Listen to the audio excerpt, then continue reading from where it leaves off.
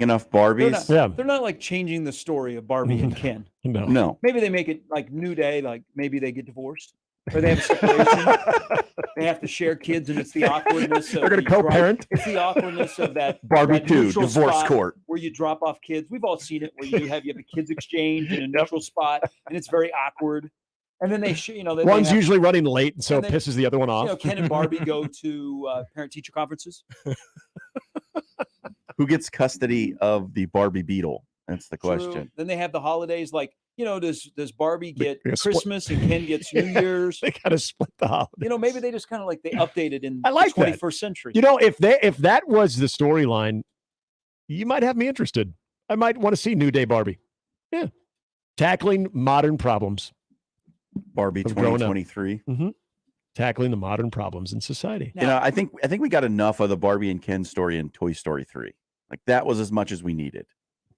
Well, for the record, John, I will not be in the theater to watch this. I'm good with it. Ryan Gosling, great, man. You are beautiful. Just not for me. Now him dressing up as Ken. But back to co-parenting. I think most of our listening audience is in the same boat. So I think we're selling it. I have a handful of friends that they have to co-parent, and for the most part, they all get along. Civil. But you guys have seen the awkwardness of the weekend kids. Oh yeah, it usually happens at a gas station or a McDonald's parking lot. Right. Yeah, usually. Actually, I've noticed it a lot at Hy-Vee. I've seen it at Hy-Vee probably more times than I care for. Yeah. While you're getting groceries, on a Sunday, you get your kid back because you're the Monday through the week. You got major custody, and they go shopping. Yep.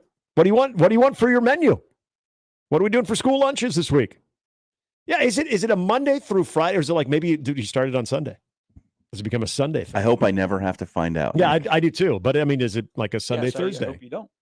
But if you do, John, you want to be the Monday, and then you want to be the Thursday, Friday, Saturday, Sunday, every other weekend. Technical analysis of custody. You want your weekends only off, here man. on 1620. I'm trying to think of your schedule. Like you might be better taking the latter half, not having. Yeah, I think so. Like you'd be the good Tuesday, Wednesday, and then every other weekend. Mm-hmm. That would probably fit your schedule better. I don't know. That's probably not something that's going to come up tonight at home, but hey, if there was ever a chance, can I already put in dibs on what part of the relationship and the custody I would have?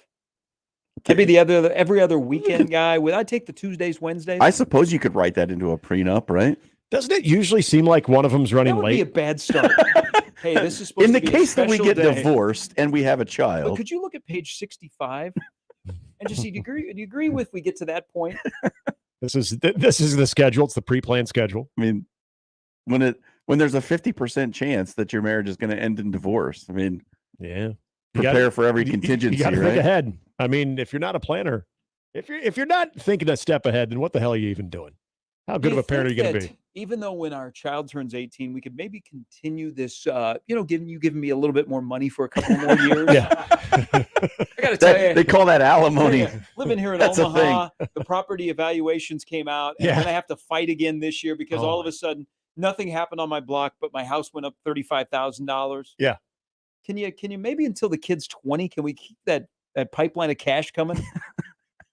See, now you just pissed me off because I just thought of our valuation last week. We'll just, ridiculous. Put it in the kid's book bag. When he comes back home, there's just an envelope. There's $5,000 in cash right there.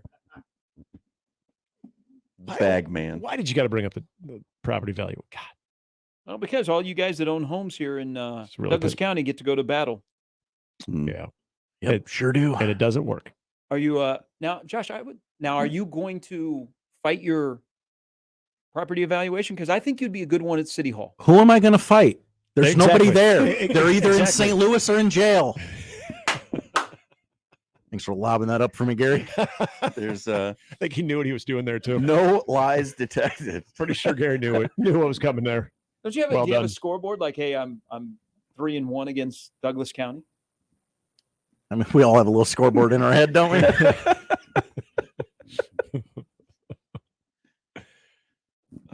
I've just never bothered. Josh, if you go to fight, I'll be there alongside you. No. I will join you. I hope brothers you in at least arms. look at it. Yeah, we look at it. Yeah, sometimes the increase is a little off, and you should fight it. Yeah, like what the hell? Like you said, what the hell changed? Why did this become... The market changed, that's for sure. Well, I did nothing to my house this year, but it went up $48,000. Yep. Explanation, please. Mm-hmm. And my roof got worse. Right. Well, you see, we haven't done it in 20 years, so yes, it's going to go up. Well, that's not my fault. Right. That you didn't circle the block for 20 do years. Your job. Jeez. So where I live is actually, it's not been annexed yet, so we're not in Omaha city limits. Oh. So we're still in the sanitary improvement district. Hey, but yours should go down because the body of water that you live close to it's gone. there's nothing in it. There's no water there anymore. It's just dirt. Have you gone over to Standing? So I was talking about this earlier. Yeah. I no longer walk around all of Standing Bear Lake because cemeteries creep me out. Yeah, I learned this today. So here's what happened one day. The first time I went to Standing Bear Lake, I kind of got lost. And so I ended up on the street. 144th? I was like, how do I get back into the park?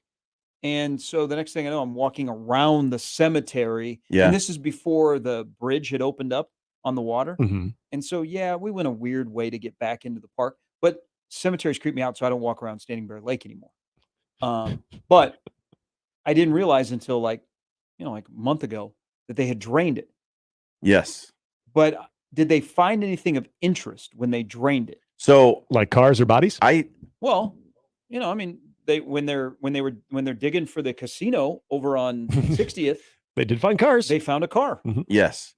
And what was it? When they drained Cunningham the one time, they found a lot of things in there. Zarinsky, you didn't find Standing much. Bear, I don't think was deep enough for them to find anything of it. There was some tires and things in there, but there was no cars or bodies or anything as far as I could tell. No bone fragments? No, I ride my bike around there sometimes, and like driving by it on 144th, you can see it. So basically, my house is basically right across the street from that cemetery that freaks you out, Gary. Like through those woods there on the west side of 144th. John, we could have next to a cemetery, or you'd purchase a house next to a cemetery. Yeah, that Indiana State baseball field's interesting, right? Like I said, in the crossover with John and Josh, it brings new meaning to dead center field, right? Heyo. Oh! Thank you very much. You'll be here till that was good. No, Standing Bear, I just found out, though, about Standing Bear. I thought that they were just draining it for improvement purposes. They were going to put in a fishing pier, deepen it a little bit. But there was also an invasive fish species. They find a mussel? A piranha? No, I don't think it was a piranha. I don't know that they can live in this climate. Was it carp of some kind? Yeah, I believe it was some kind of carp that was taking over. They had to drain all of Standing Bear Lake because of a carp? Not one, many. Yeah. So did someone dump this probably fish in there? Yeah, it's probably what happened. But it's empty now.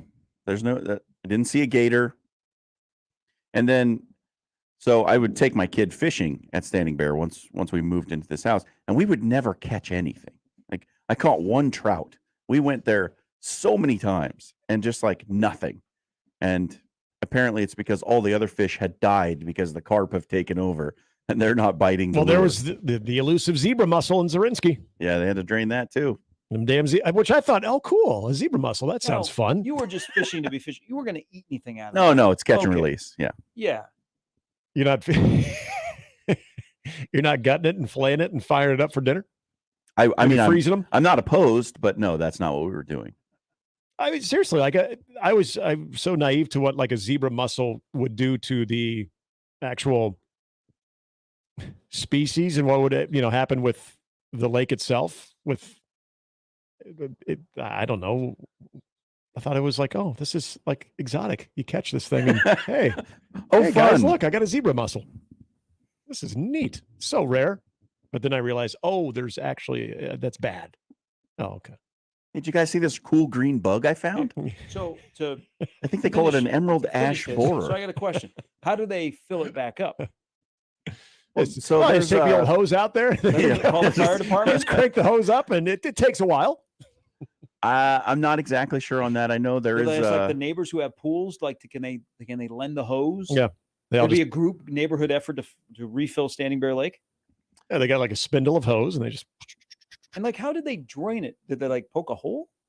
They suck it out of Yes, there. they pierced the liner at the bottom of the lake. Poke a hole. Well, I mean, it's not. I So mean, they got a catcher it at the might bottom. not be deep, but the water has to go somewhere.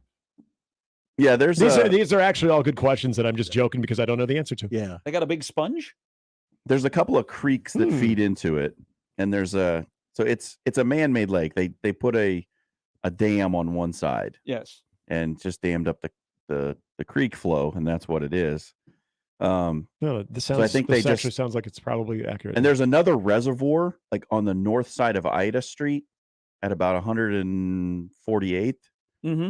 which is what feeds the creeks. So I imagine they just stopped the flow of water from that reservoir and then let it dry So they up. didn't throw like a tube of Flex Seal. No, that's in there. yeah. Okay. that would be yeah. great They if they built a did that. Flex Seal That would be wall. the next commercial. It would. They Like built not only the hole in your boat, but a reservoir too. Gonna drain that lake over in your neighborhood. Here we go. Flex Seal. There are people that this is their business that are listening to this conversation right now, and they're like idiots. I know. These That's why idiots. I An literally idiot. I went to Twitter. we are not assuming- civil engineers. Assuming in case you were that wondering. someone would call us out and say we're a bunch of idiots, but so far it's crickets. No one is chiming Well, there's in and probably saying people you that guys have are the idiots. same questions that we have, Uh-huh.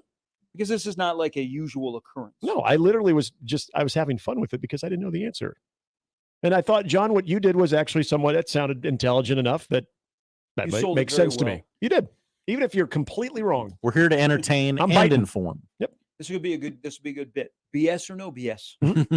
It is a good bit. That's a good segment. That's a July segment if I've ever heard Mm-hmm. one. If you use a couple like 10-cent words too in there. I've got a few of those. Yeah. That'll work. We need Greg Wagner. We need to talk to Greg Wagner and get the answers to this. I told Josh this back when I started in the radio biz. I was the producer of the Nebraska Outdoor Radio Show. For like a year. I'm assuming we've all had our interactions with Greg Wagner. Oh, yeah. Greg Wagner is one of a kind. He's a good man, but one of a kind for sure. But he could answer this. A gem, that man is. He would answer these questions for us. He would always have We're circling the runway. somebody from Stoysich on the show. Yeah. And they would bring in like the breakfast sausages to the show. Oh, he'd have Mr. Stoysich. Yeah, Ken Stoysich. And Ken would just bring in this big tray of sausages for the show. Nice. Doesn't sound like a bad deal. You're probably going to talk about this, but we'll get you out on this. Okay. Frank Solich, College Football Hall of Famer. He's on the ballot. Ooh.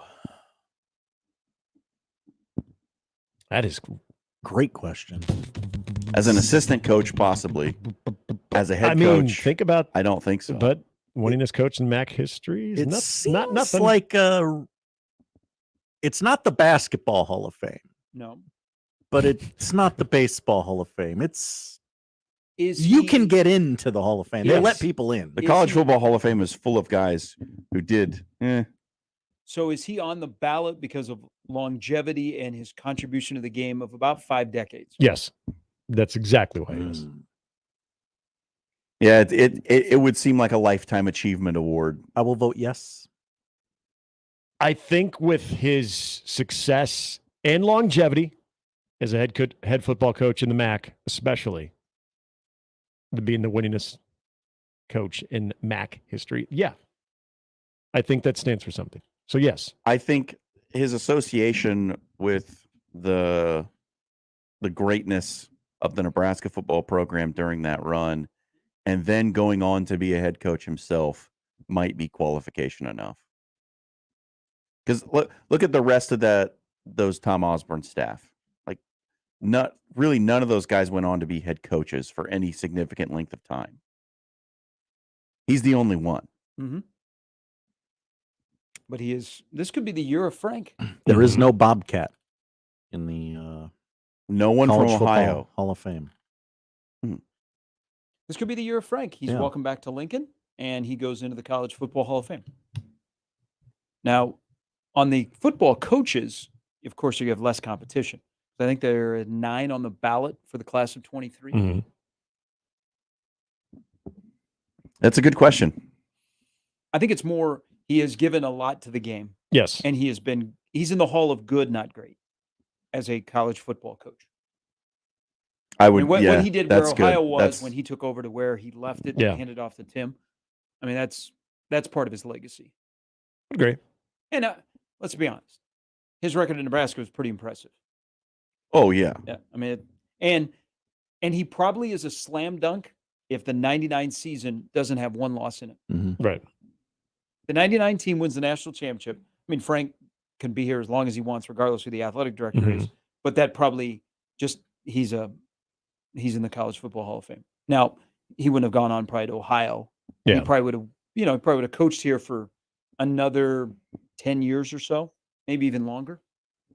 I mean, do you boil it down to if you coached a team that played for a national championship and you had a long career, do you get into the College Football Hall of Fame? Because he did that. He checks those two boxes.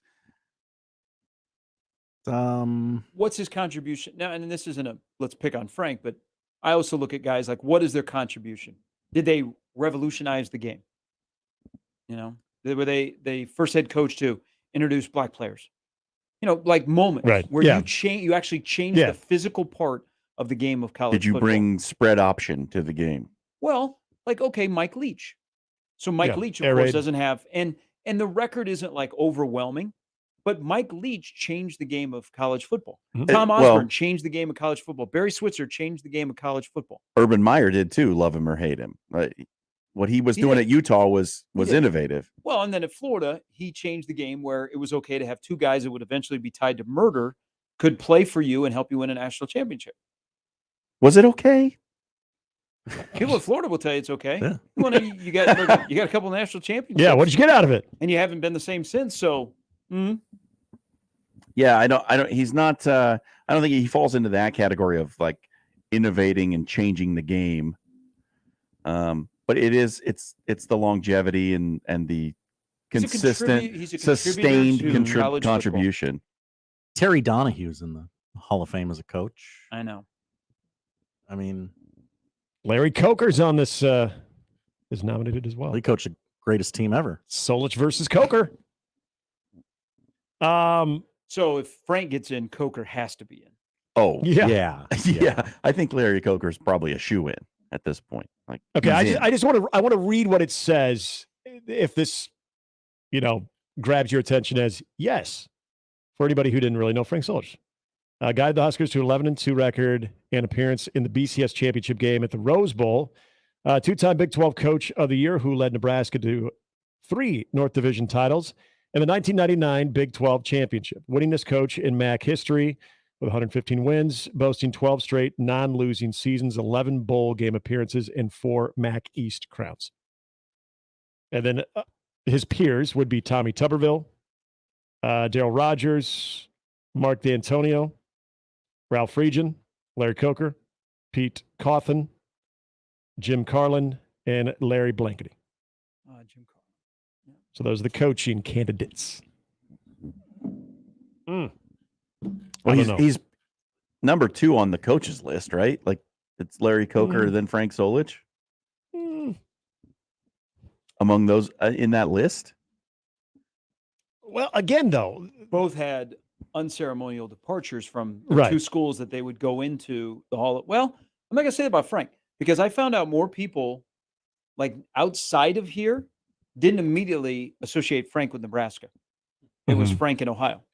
Well, and he was there longer and he had more, I guess, sustained success. Well, and to an extent, it was maybe a little bit different, but a similar narrative about their best seasons. Both those coaches, Coker and Solich, were attributed to the previous coach.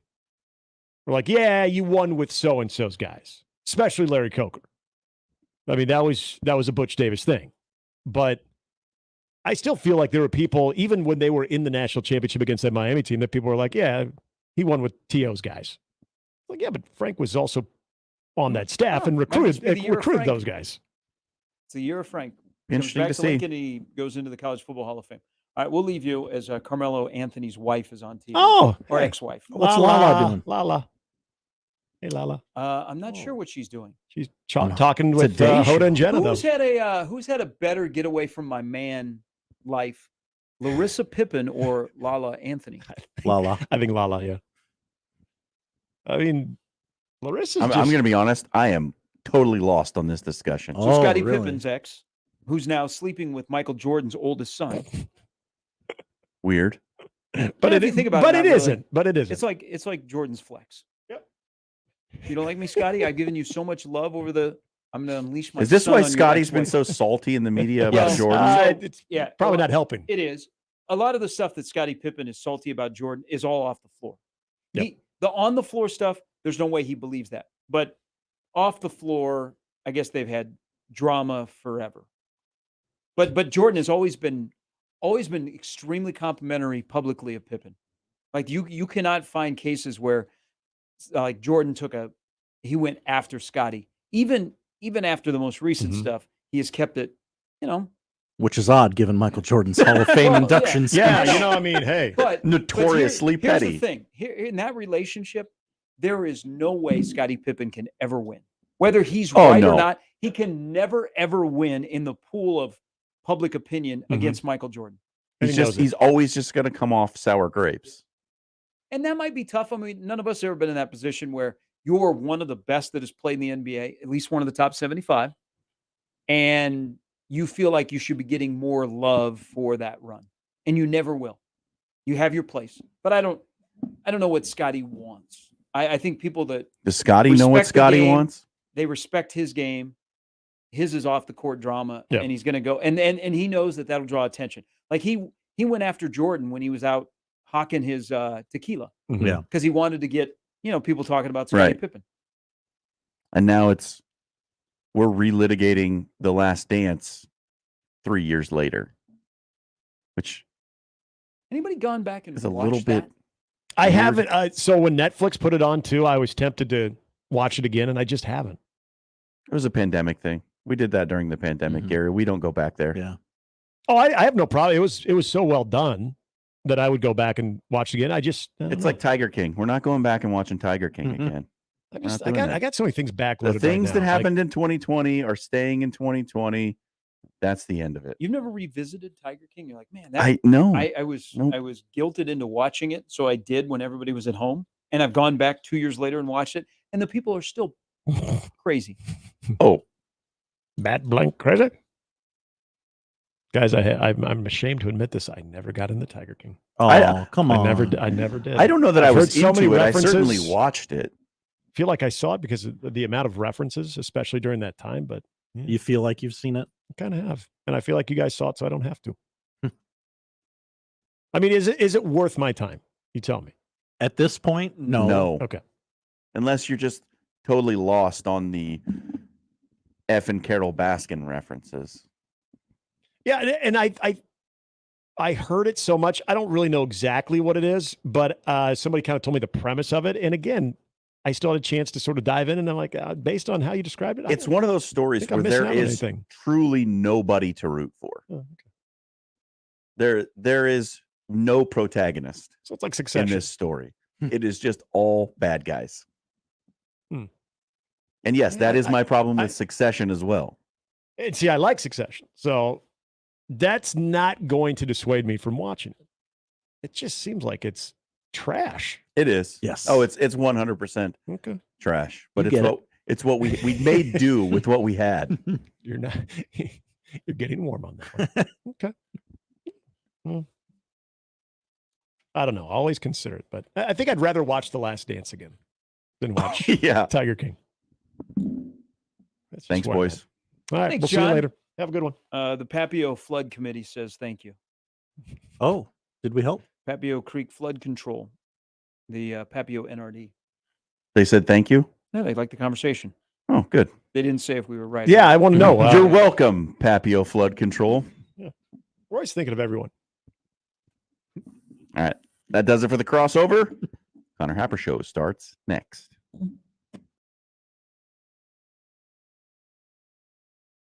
That's the crossover.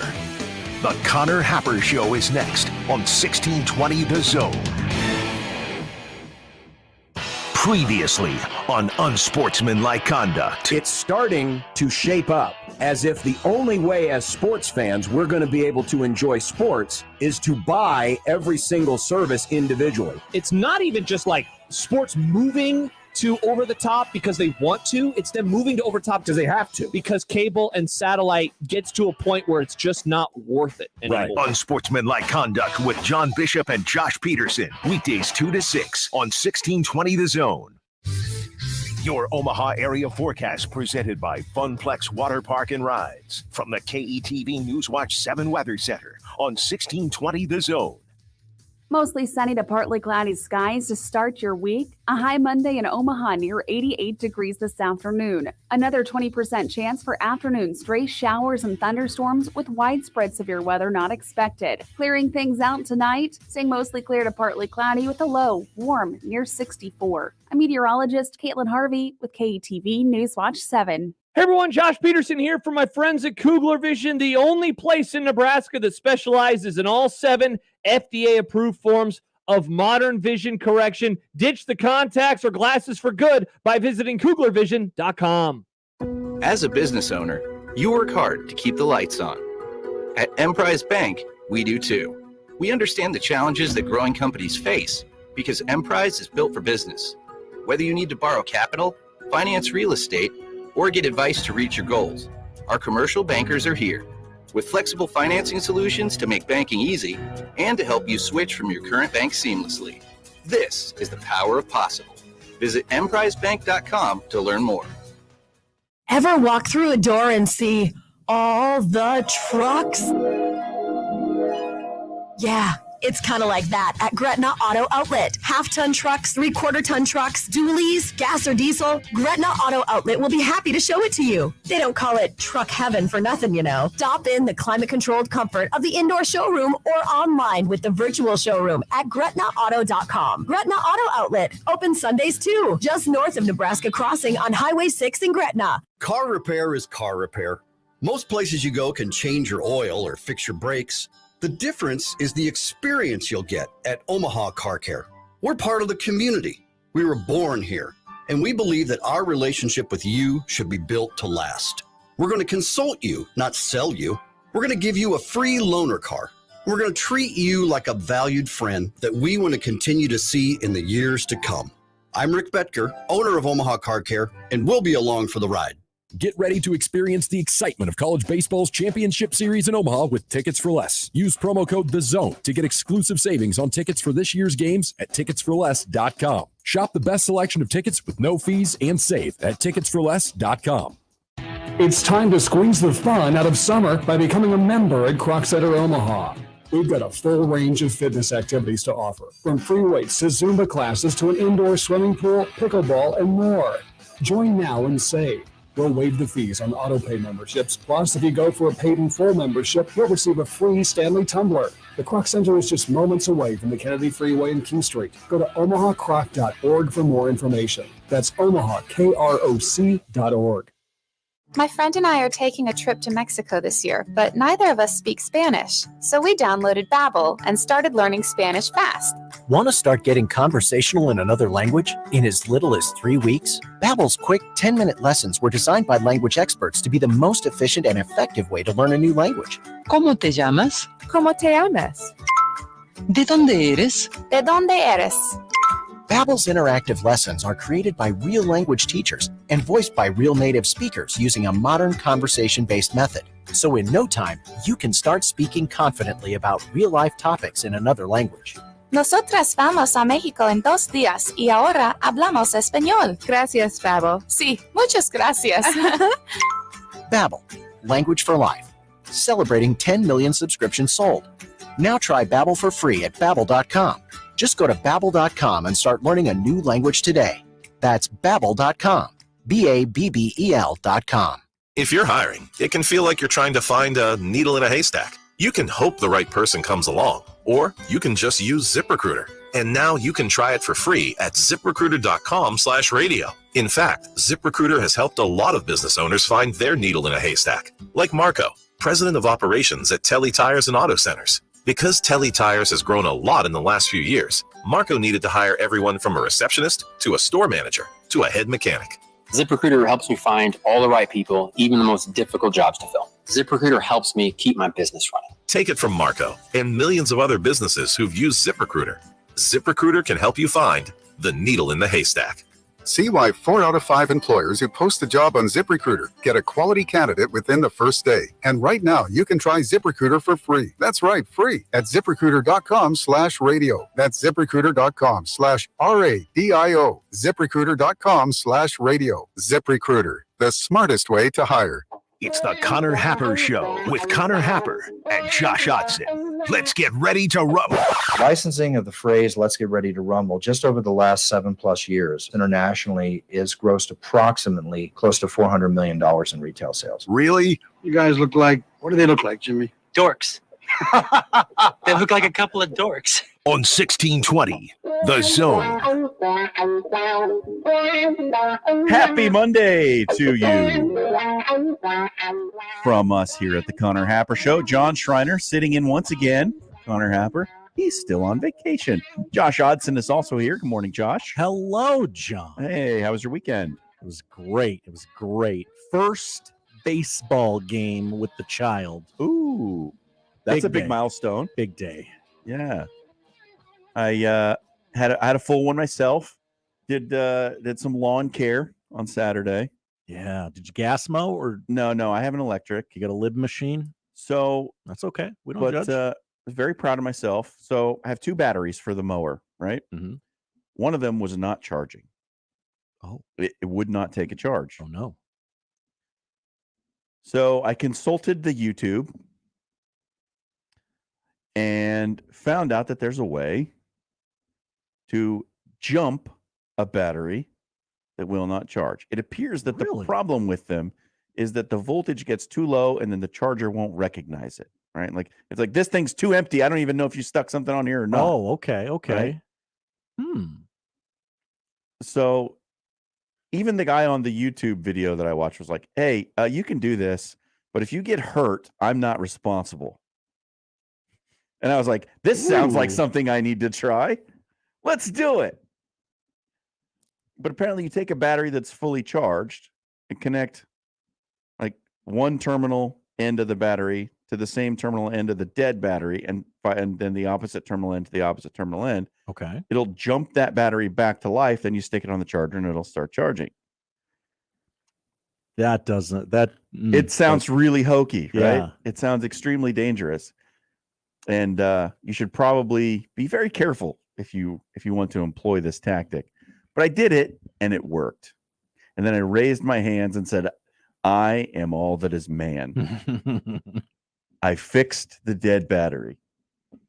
You brought it back from I brought the it back dead. from the dead. I Lazarus'd my dead battery. And then we had a little graduation party and then a little family dinner. The in-laws came over, plus my grandmother. Did some smoked pork loin on the grill. Big hit. Good times. Yeah. And of course, trying to keep up with all of the sports. You don't think about the first weekend of June as being like a busy time for sports.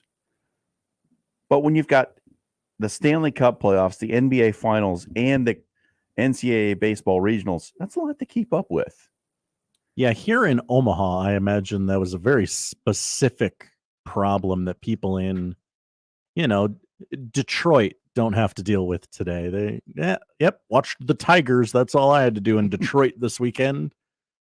But here in Omaha, no, we had to watch every game from every regional because you don't know who's coming. So we're going to get to all that. NBA Finals Game 2 recap, NHL Stanley Cup Final, Game 1 recap. We've got to talk about the road to Omaha, who might be coming to play in the College World Series. And then we have Mike Schaefer coming up at 11 o'clock. But we have to start this Monday with a little bit of penance. Josh, on Friday, I said the wrong thing. I said a wrong thing on Friday. Oh, my. And they let you back on today? Well, if you're on the air long enough, you're bound to say something that's incorrect. Oh. Right? Didn't take me very long. I got it out of the way early. I, on Friday, erroneously stated that the Champions League final was set to take place on Saturday. You did. We did a whole preview and everything. We did. The Champions League final did not take place on Saturday. It was the FA Cup final on Saturday. I was so sure that I was right about the date that I didn't even bother looking it up. And being the self-styled soccer guy, that's a pretty bad look. That's not good for me. Not great. Yeah. I liken it to every friend group has the car guy, you know? Some friend groups have more than one car guy. Sure. But like that's like being the car guy in your friend group and backing into a fire hydrant.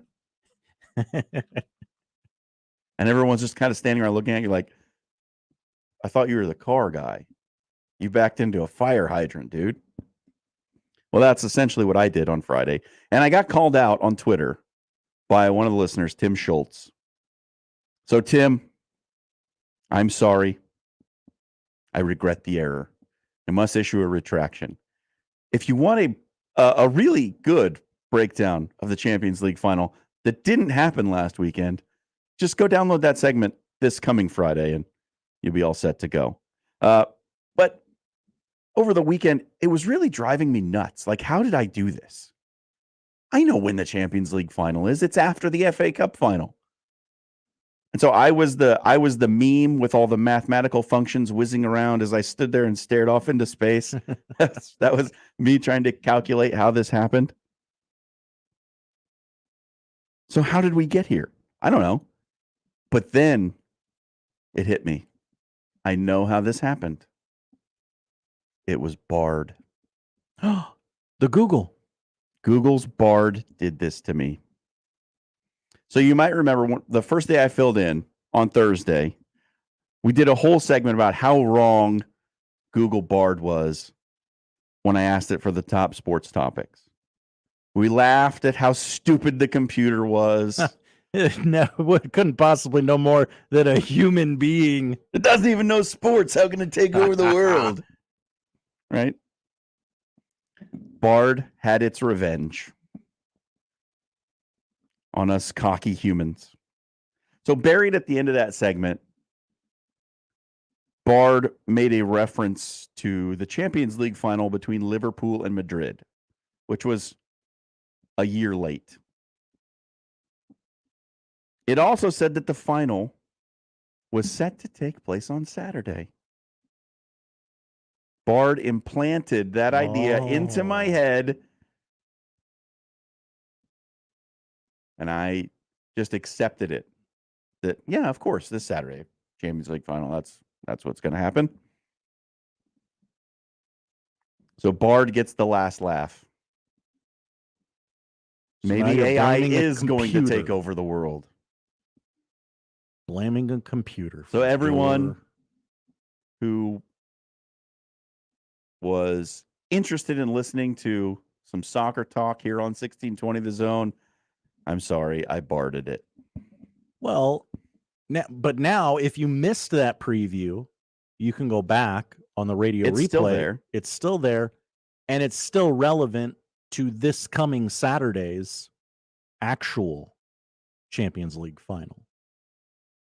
But that's a good bit of irony there. We made fun of Bard for how wrong it was about, not knowing what was happening in the world of sports, getting dates and matchups and teams wrong and what leagues they were playing in. And lo and behold, the very next day, I did the same thing.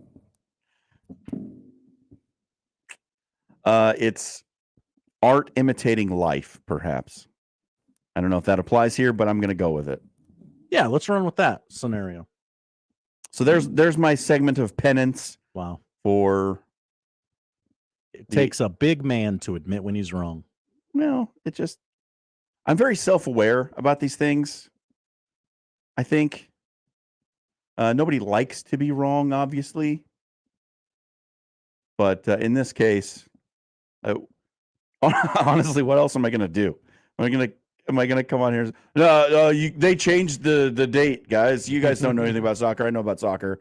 They moved it because of unforeseen circumstances due to the FA Cup final being on that day already, which they already knew about. I mean, you probably could tell a lot of people in the audience that, and they wouldn't know. They'd be like, "Yeah, okay, sure, soccer." That's what it was. So yeah, I got called out on Twitter for being wrong about the date. But Tim was really nice about it. He was cool. We had a good soccer guy chat on the Twitter about him becoming a Manchester City fan and my trips to Chelsea to see the Blues. But that's that. I said the wrong thing on the radio, and that will not be the last time that happens, I'm sure. And it ate you up all weekend. It did. I really had to dig into this, and I went back to my notes because it started to kind of occur to me that, like, I think it was in that Bard segment that we were talking about the Champions League. Did it have the right date? So I looked back at the notes, and there it was.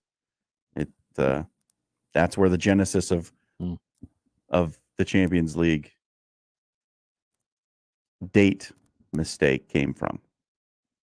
But the Connor Happer Show issues a full retraction, and we regret the error. Wow, that's rare, a full retraction on radio like that. Up next, NBA Finals. We're tied at a game apiece, heading toward Miami. What did you see? I saw some things. I've watched 2 full NBA games now this season, which qualifies me to break it down in full. We'll do that next on the Connor Happer Show. For the Jays, the Huskers, and even you Jayskers, we are 1620, The Zone. The Zone hotline is powered by 42 Degrees, The Source, by your mom's house. PACE, Police Athletics for Community Engagement Organization, is dedicated to preventing at-risk and disadvantaged inner-city children from becoming involved in street gangs, crime, drug use, and victimization. Last year, PACE served over 5,000 area kids with wholesome competition and free participation in soccer, baseball, CrossFit, and flag football. To help PACE and local families make sure kids have access to safe and fun spring and summer activities, please go to paceomaha.org to support the PACE mission. Thank you. Prescriptions require an online consultation with a healthcare provider who will determine if appropriate. Restrictions apply. See website for details and important safety information. Subscription required. Price varies based on product and subscription plan. Hey guys, did you know there's a generic form of Viagra that works just the same, but is 95% cheaper? And you can get it online? Just go to 4hims.com/radio. Through Hims, you'll get a free medical consultation, discreet shipping if prescribed, a 100% online process, and trusted generic alternatives to the name brands at up to 95% off. That's right. Get generic for Viagra, the same active ingredient as brand name Viagra, but for 95% less. It's the same medication, still prescribed by a licensed medical provider, but with zero copay, no expensive appointments, and no awkward face-to-face conversations. To start your free online visit, you need to go to this exclusive address, 4hims.com/radio. That's 4hims.com/radio for your free online visit. FORHIMS.com/RADIO.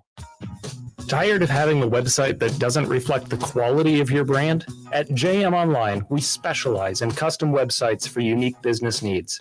Your website should be more than just a digital billboard. It should be a powerful tool that grows your business. Awarded Omaha's best web developers in 2023, we're dedicated to local business success. So if you're ready to take your website to the next level, go to jmonline.com and request a call. Tell us how you feel on the J-Tech Construction and Solar Zone Twitter feed. Reach Gary, Nick, Connor, Josh, and John anytime on the J-Tech Construction and Solar Zone Twitter feed. Contact the official exterior and solar experts of the Huskers. J-Tech Construction at yourexteriorexperts.com. This message is from the U.S. Department of Veterans Affairs. If you were exposed to toxic substances in the military, a new law called the PACT Act may make you eligible for extra benefits and care. The PACT Act benefits veterans of the Vietnam, Gulf War, and post 9/11 eras. Learn more at va.gov/PACT or call 1-800-MyVA411. Howdy, Greg Wagner joining you from the Nebraska Game and Parks Commission. Time now for another Nebraska Outdoor Update. Hey, how about some interesting nature facts to get you outdoors? Did you know that Nebraska has more than 70 state parklands, more than 100 species of fish, more than 400 species of birds, and more than 1,500 species of native plants? We do. You need more numbers? Go online to the Game and Parks website, outdoornebraska.gov. Question for you. Planning to be on the water this season? Great. But remember, wear your life jacket. Keep in mind that most people who drown in boating accidents are not wearing theirs. It's like I tell folks all the time, life jackets, they float, you don't on the water. So why wouldn't you be wearing yours? Please think about that and be safe. I'm Greg Wagner with the Nebraska Game and Parks Commission. Email any of our shows anytime into the Equitable Bank inbox. At Equitable, we take banking personally. For me, John at 1620thezone.com. The Equitable Bank inbox from 1620 The Zone.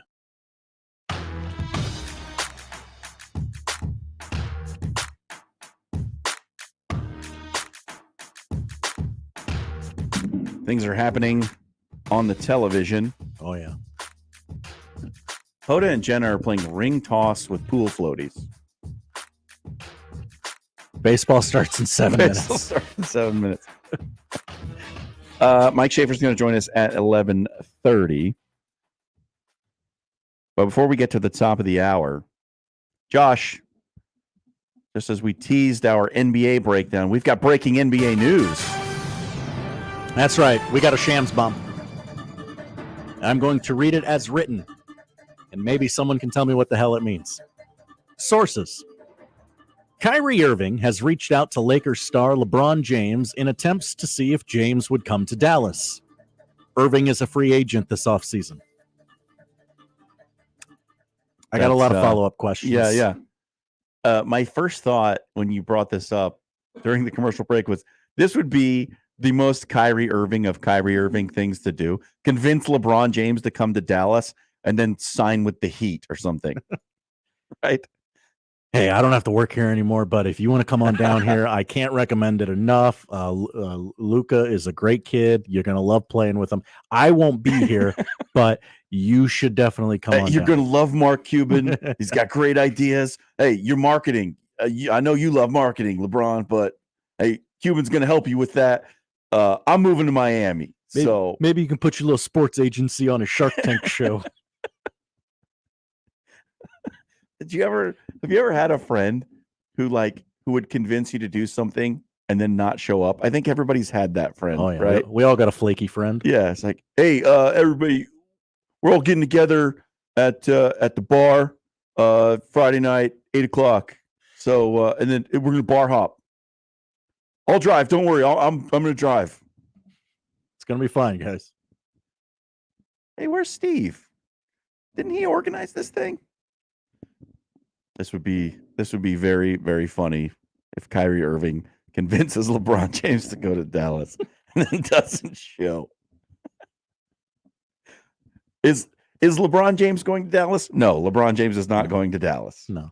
There's one, LeBron James is going to finish his career in one of three places: Los Angeles, New York, or Cleveland. That's it. Yeah. Yep. These are facts.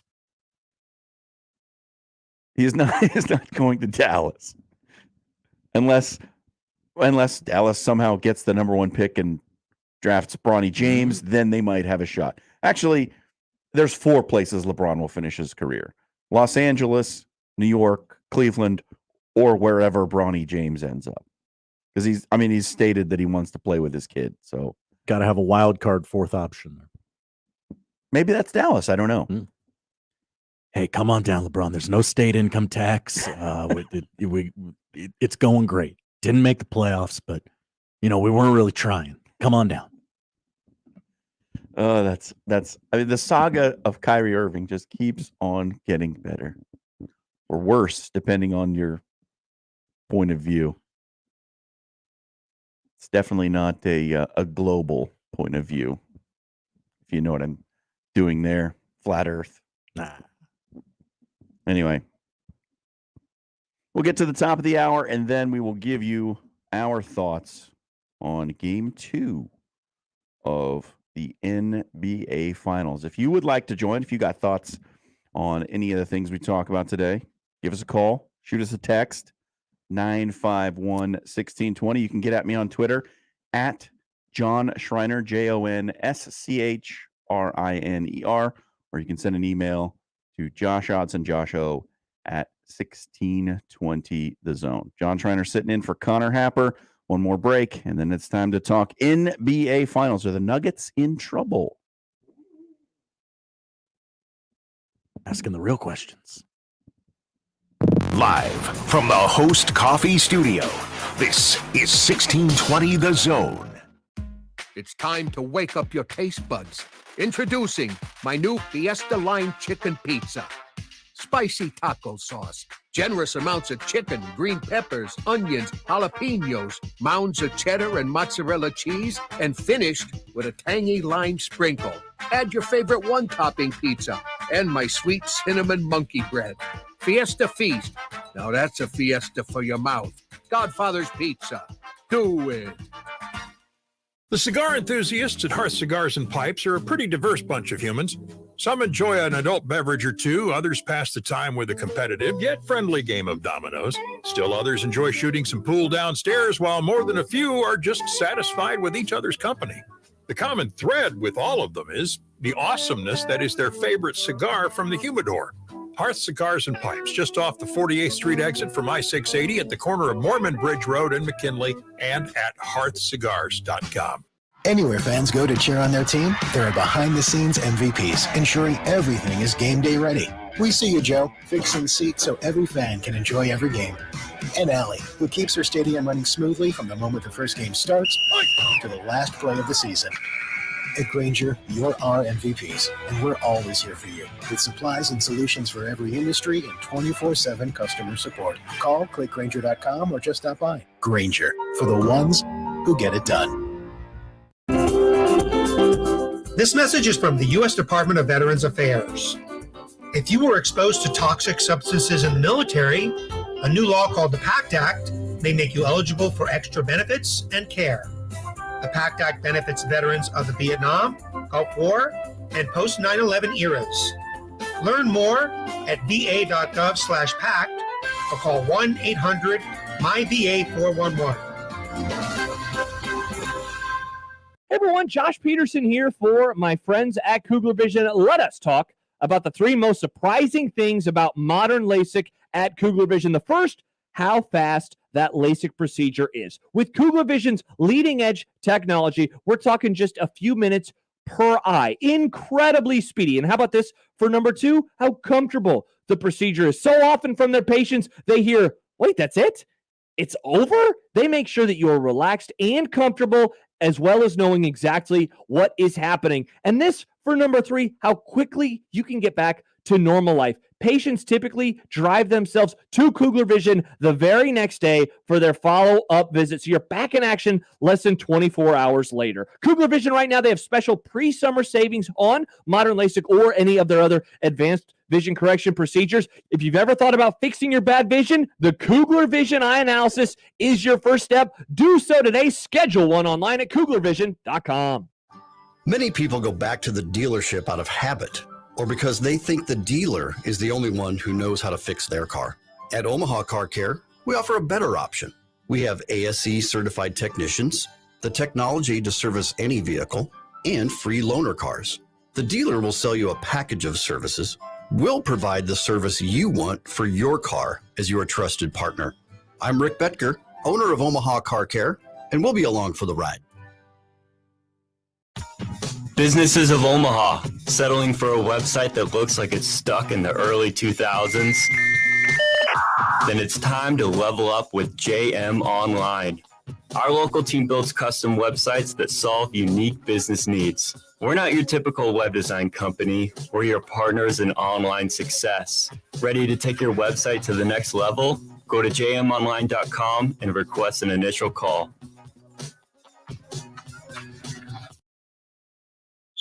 Tickets for less. Best seats, best prices, no per-ticket fees. Ticketsforless.com. KOZN Bellevue, Omaha, Council Bluffs. This is 1620 The Zone.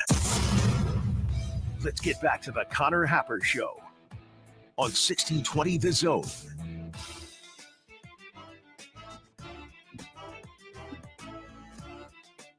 John Schreiner, Josh Hodson with you. Connor Happer Show. Start the second hour. Josh, it's June 5th. Do you know, perhaps you've seen it on Twitter already, but do you know what happened on this day in 1989? 1989. No. A very famous sports highlight happened on this day, June 5th, 1989. 1989. No. It comes to you from the Kingdome, the home of the Seattle Mariners. Okay. In 1989, on this day, Bo Jackson, with the absolute cannon from left field, throws out Harold Reynolds trying to score from first base. I'm sure you've seen the highlight. Oh, yeah. A million times. But that was today. June 5th, 1989, Bo Jackson with the cannon from the wall in left all the way to home plate, threw out Harold Reynolds trying to score. People forget he had a cannon for an arm. That doesn't really come up when we talk about Bo Jackson all the time. We never say that. There's your this day in sports history. So last night we got Game 2 of the NBA Finals. Heat took down the Nuggets 111-108.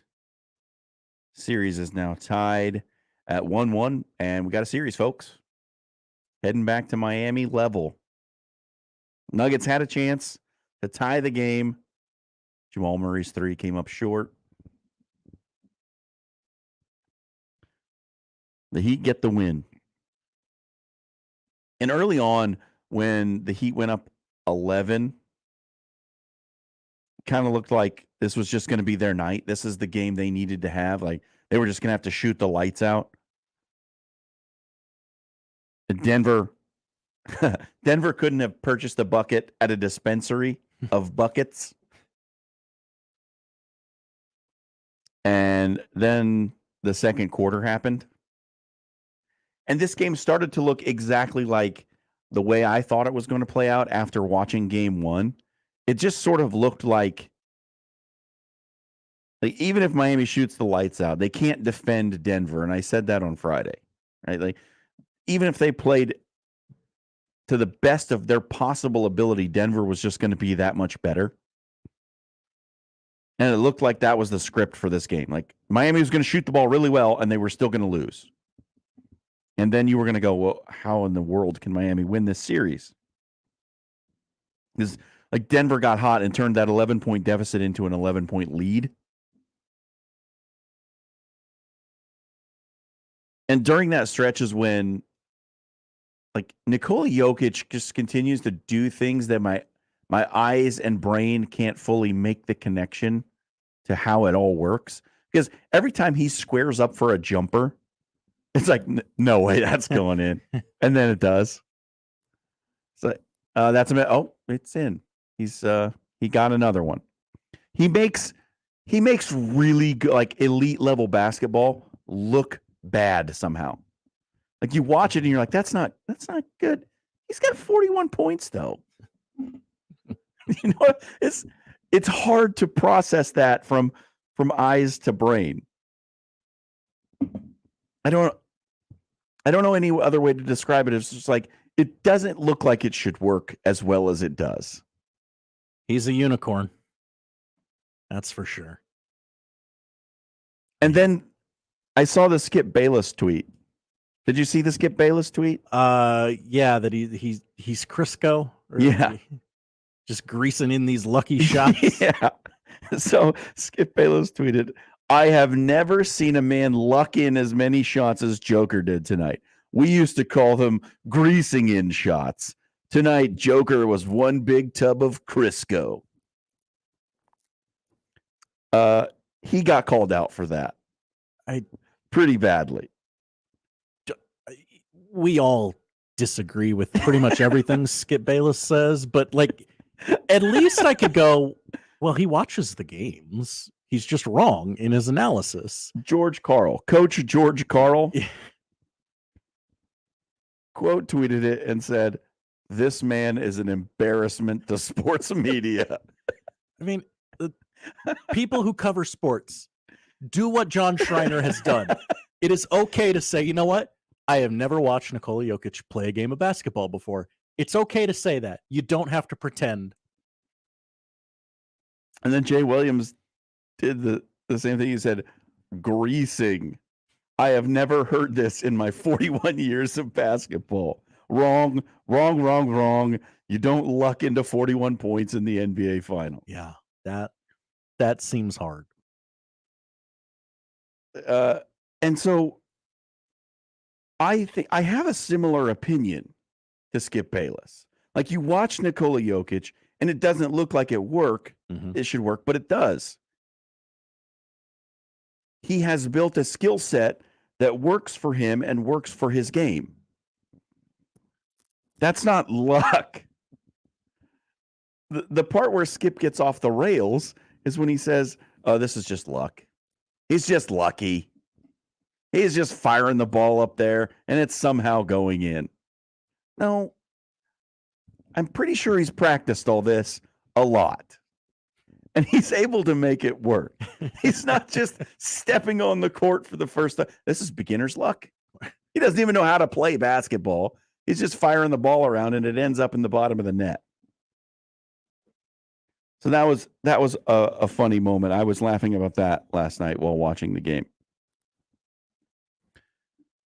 But there's something else that's taking shape in the series, and like maybe you wouldn't have expected it to take shape this way.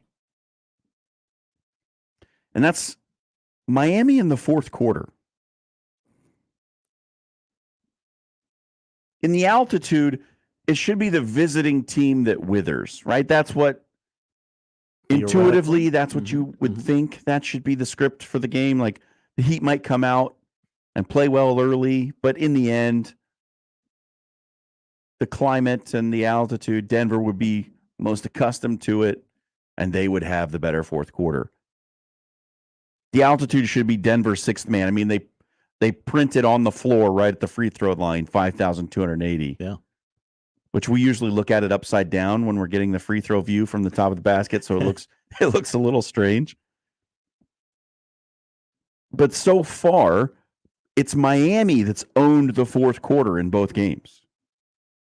They outscored Denver 30-20 in the fourth on Thursday and briefly made that one-sided game slightly interesting when they cut the deficit to under double digits.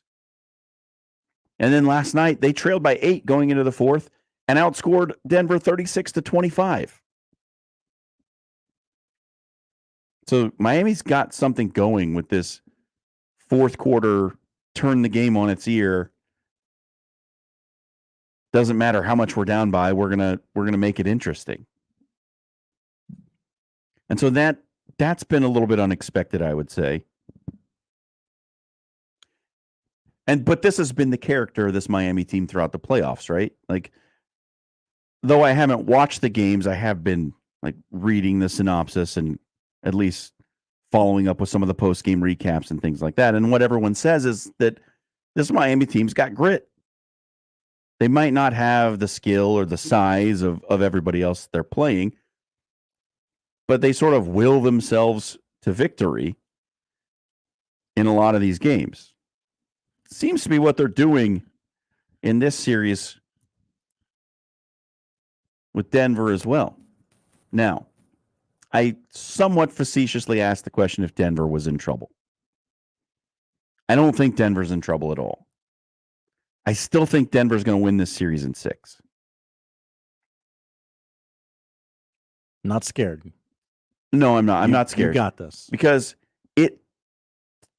for the Heat to win a game over Denver by 3 points, a single possession game, they had to have one of the best 3-point shooting performances they've had all season. Maybe that's sustainable, but probably it's not. Defensively, they were better than they were on Thursday night.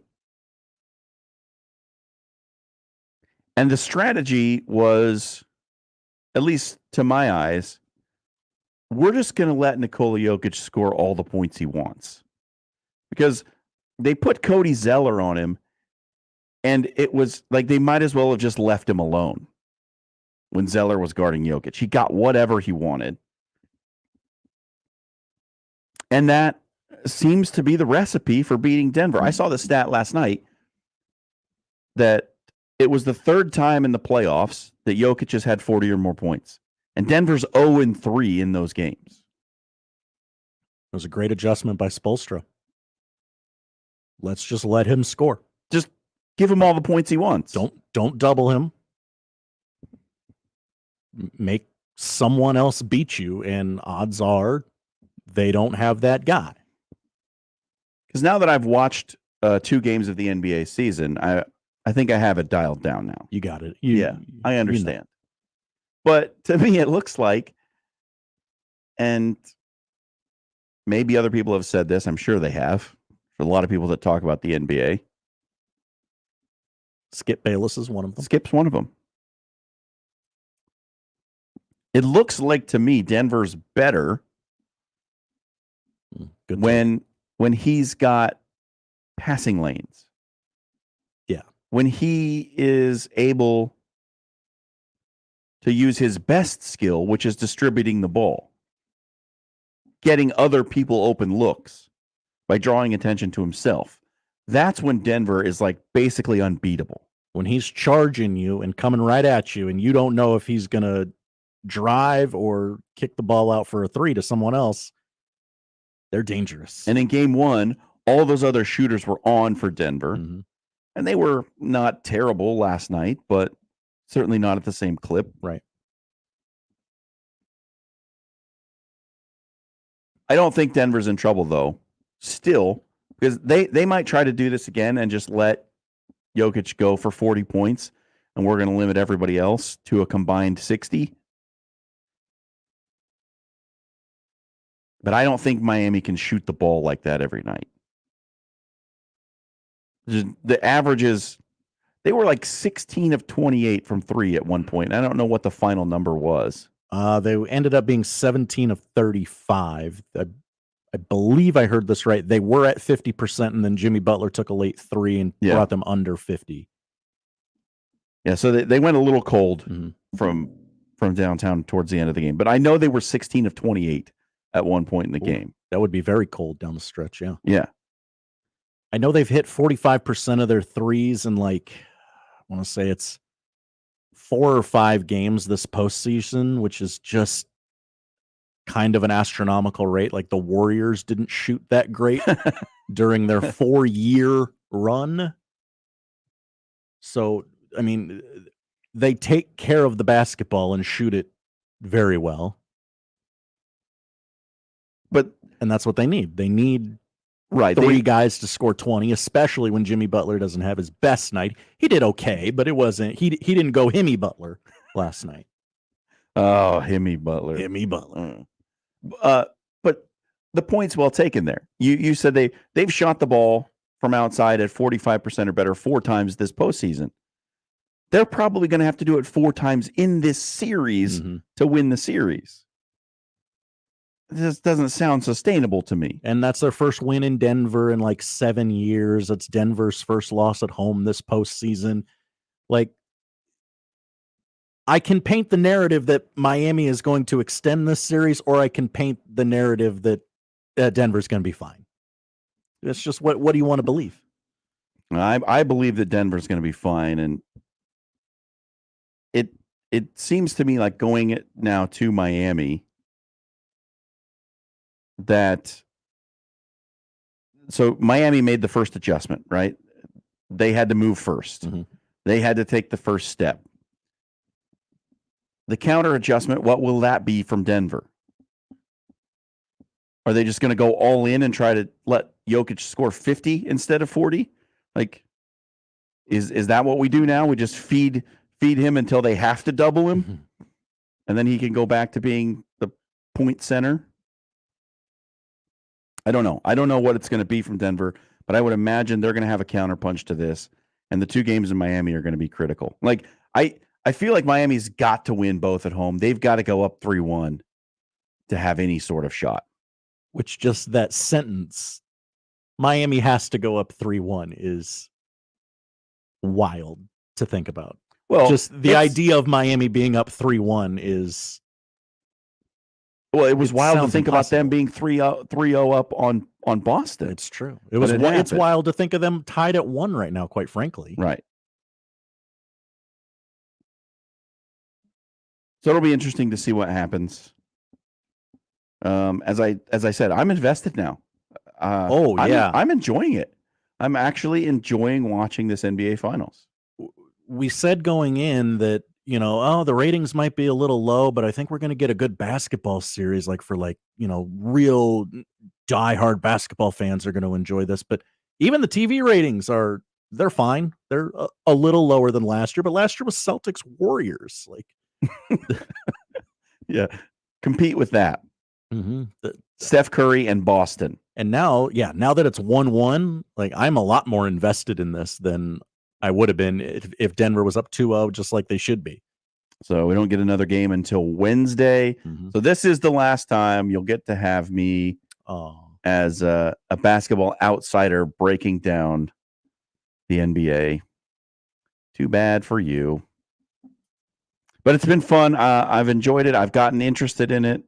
And I'm no longer just going to be probably a casual observer of the finals. I'll actually be watching it, which will be fun. Your guy, Haywood Highsmith, no points last night. No, suburban intersection? Yeah. And he did get a rebound. And he wasn't on the floor a lot. Kevin Love took a lot of those minutes. Yeah. Which that was another thing that was interesting is Kevin Love being just a guy that they bring in sometimes. Just kind of a rah. Yeah. Right. You need a breather? I'm in. I got you, buddy. But he started the game and made a pretty significant contribution, not necessarily as a scorer, but led the team in rebounds. Yeah. He was rebounding. He was distributing. He was sort of doing a Nikola Jokic without the points. Yeah. Remember when Kevin Love would get you 20 and 20 every single night? Remember when Kevin Love was in Minnesota? Yeah. I remember it was like a basketball recruiting magazine, and this is a long time ago now, obviously. But on the cover was Kevin Love, and here's the name, O.J. Mayo. Oh, O.J. Mayo. That takes me back. A resurgence of Kevin Love here he didn't even play very much against Boston, did he? No, he played less against Boston than box score says 22 minutes last night. Seems like a lot. Yeah. Is Kevin Love the secret weapon? Ooh. Have they been saving him for this moment? O.J. Mayo currently playing basketball in Egypt, by the way. Oh, the Egypt League. Yeah, I know that one. Yeah. Huh. Look at that. It's hard to believe. I would have guessed that he's no longer playing anywhere, but right. Before I started watching this series, I would have guessed that Kevin Love wasn't playing either. So, well, certain portions of this season, you would have been right. What did you guys think? What do you think is going to happen in the series? I'm still saying Nuggets in 6. I think they're going to win both games in Miami. Go ahead. At least a split, but I lean towards them winning both. I think we're going back to Denver 2-2. I will stay with Denver in 6, but a lot more entertaining than I thought it would be. So you think back to Denver 2-2, Denver wins in Denver, yeah, and then wins in Miami to close it out. Mm-hmm. All right. Well, if they're going to do my suggestion for their post-game celebration, they've got to close it out in Denver. That is true. Dumping the bowl of nuggets over the coach's head, well, or nugs. Not really legal in Florida, but I don't think that matters. As long as it's not a brick of cocaine. Yeah, I think Florida's known for a different thing. Yeah. All right, we're going to take a break. More of the Connor Happer Show coming up. The Connor Happer Show. Follow us on Twitter @Happer Show for all the latest news and views. We may even say something interesting once in a while. Unlikely. Really, guys? Previously on The Crossover. Empire's the weakest of the original trilogy. I know. It's a hot take. It's a hot take. I'm done. It's 2 a years hot in, take. I'm ready to say it's time for Nick to go. I'm not saying it's the weakest Star Wars movie. Empire's a great movie. Why is it the weakest of the original three? Specifically, Connor's out of this conversation. I know. I just took a screenshot of him and I'm tweeting it out. It's fine. I'm enjoying it. Mornings with Sharp and Hanley. The Connor Happer Show. Unsportsmanlike conduct. 6A to 6P. 1620. The Zone. Your Omaha area forecast presented by Funplex Water Park and Rides from the KETV Newswatch 7 Weather Center on 1620 The Zone. Mostly sunny for your Monday afternoon with a few clouds possible later on. Also seeing a 20% chance for very spotty showers and storms this afternoon after 2 p.m. High today, warm near 88, though not quite as humid. Mostly clear to partly cloudy skies tonight. Drier with a low near 64. I'm meteorologist Caitlin Harvey with KETV Newswatch 7. Hey everybody, it's Michael Schaefer for Ted and Wally's, 2 locations, one in the Old Market and in Benson. What goes better after a wonderful meal? Say you're in Benson looking for a great place to eat.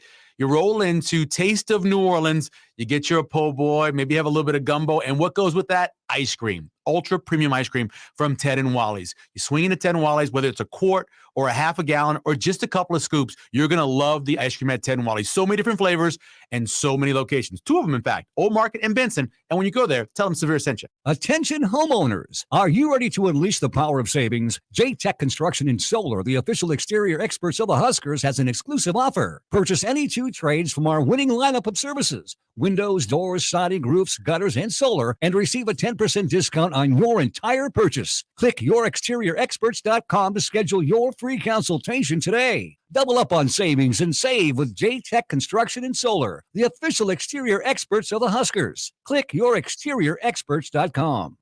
As a business owner, you work hard to keep the lights on. At Emprise Bank, we do too. We understand the challenges that growing companies face because Emprise is built for business. Whether you need to borrow capital, finance real estate, or get advice to reach your goals, our commercial bankers are here with flexible financing solutions to make banking easy and to help you switch from your current bank seamlessly. This is the power of possible. Visit emprisebank.com to learn more. At Grainger, we're for the ones who pay attention to every little detail, the ones who fuss, tinker, and sweat the small stuff. Because you know the tiniest thing can make the biggest difference when it comes to keeping business moving. We get it.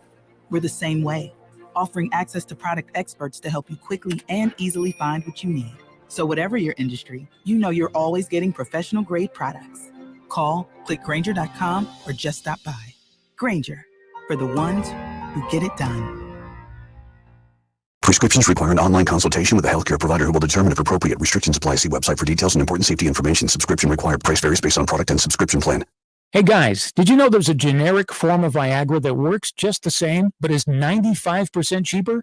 And you can get it online? Just go to 4hims.com/radio. Through Hims, you'll get a free medical consultation, discreet shipping if prescribed, a 100% online process, and trusted generic alternatives to the name brands at up to 95% off. That's right. Get generic for Viagra, the same active ingredient as brand name Viagra, but for 95% less. It's the same medication, still prescribed by a licensed medical provider, but with zero copay, no expensive appointments, and no awkward face-to-face conversations. To start your free online visit, you need to go to this exclusive address, 4hims.com/radio. That's 4hims.com/radio for your free online visit. FORHIMS.com/RADIO. Nick Handley here for my friends at DJ's Dugout. Everyone at DJ's Dugout says welcome to Omaha baseball fans. June is a fun and exciting month in Omaha, and we welcome all the college baseball teams, little league teams, and visitors here in town. DJ's can accommodate teams in large groups. Omaha is known for getting a good burger, and DJ's fresh, never frozen half-pound Angus beef burgers are absolutely delicious. DJ's is locally and Vietnam veteran-owned. Dig in at the Dugout. Hey everyone, Josh Peterson here for my friends at Kugler Vision. Let us talk about the 3 most surprising things about modern LASIK at Kugler Vision. The first, how fast that LASIK procedure is. With Kugler Vision's leading-edge technology, we're talking just a few minutes per eye. Incredibly speedy. And how about this for number 2? How comfortable the procedure is. So often from their patients, they hear, wait, that's it? It's over? They make sure that you're relaxed and comfortable, as well as knowing exactly what is happening. And this, for number 3, how quickly you can get back to normal life. Patients typically drive themselves to Kugler Vision the very next day for their follow-up visit. So you're back in action less than 24 hours later. Kugler Vision right now, they have special pre-summer savings on modern LASIK or any of their other advanced vision correction procedures. If you've ever thought about fixing your bad vision, the Kugler Vision eye analysis is your first step. Do so today. Schedule one online at KuglerVision.com. Tired of having a website that doesn't reflect the quality of your brand? At JM Online, we specialize in custom websites for unique business needs. Your website should be more than just a digital billboard. It should be a powerful tool that grows your business. Awarded Omaha's best web developers in 2023, we're dedicated to local business success. So if you're ready to take your website to the next level, go to jmonline.com and request a call. Harrah's Council Bluffs presents Staged, September 10th at Stir Cove. Get tickets and check out the full entertainment lineup at stircove.com. Stir Cove is an all-ages venue. Equitable Bank. We take banking personally. EquitableOnline.com.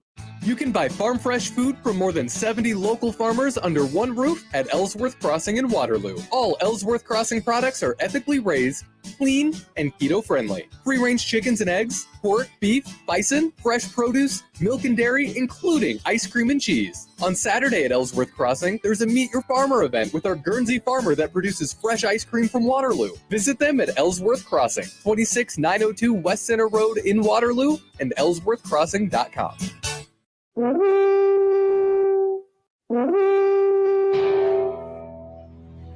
Come to Guardians. Yeah, I have statistics to back up that we have people that listen. Mike Schaefer. Anytime there's sort of a debate as to who can do something, Happer would always put his name forth, for sure. Husker 24/7 on the Connor Happer Show on 1620 The Zone. I could be a star. John Schreiner back here with you. Connor Happer Show. We are joined now on the phone by Mike Schaefer, 24/7 Sports. Mike, how you doing? I'm doing well, John. How are you? You know, sitting in the Connor Happer chair, being fake Connor Happer for about a week's worth of shows across the weekend. So, I mean, couldn't be much better, I suppose. Have you gone home and bought a meat slicer? Yeah, I wondered where that urge was coming from when I was going home at night and going, sliced meats. There's just not enough in my life. So perhaps that's just a contagious thing from sitting in this chair. Well, the other question I have is like the intro. Do you feel like you could go out to Hollywood with no training and become an actor pretty easily, like Happer? I'm a pretty confident guy. Like I feel like I can do most things that I know I couldn't do. No, I would not be an actor. I hung around the acting scene at UNO when I was in school. Like I did some student productions and things. And I'm going to be honest with you, I was not very good. At least you are armed with that knowledge where Connor Happer is just going to live in the world in which he feels like he could very easily pull that off. Well, so I'm sort of like, I will believe that I can do something and then I will go try to do it. And then if I'm bad at it, I'm just like, I'm not doing that ever again. That's where I fall. I tend to be someone who feels like I'm going to be bad at whatever it is right away. So I have a lot of apprehension of like trying stuff. And then I acknowledge that I probably won't be good at it. So then it just becomes a question of, is this even worth it?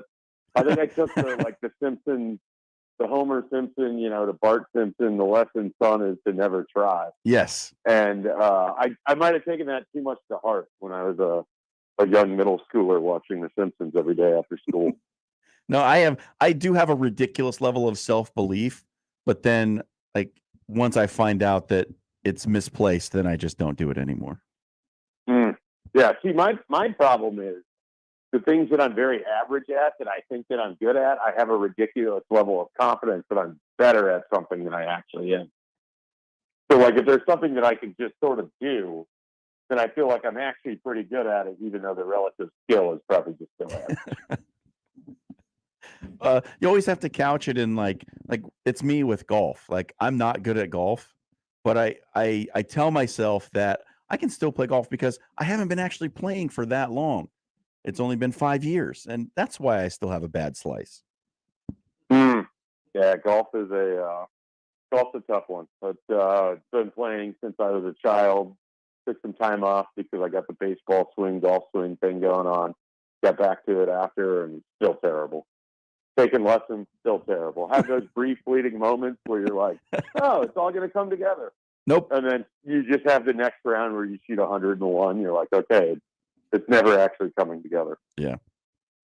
All right, so let's talk about some sports, shall we?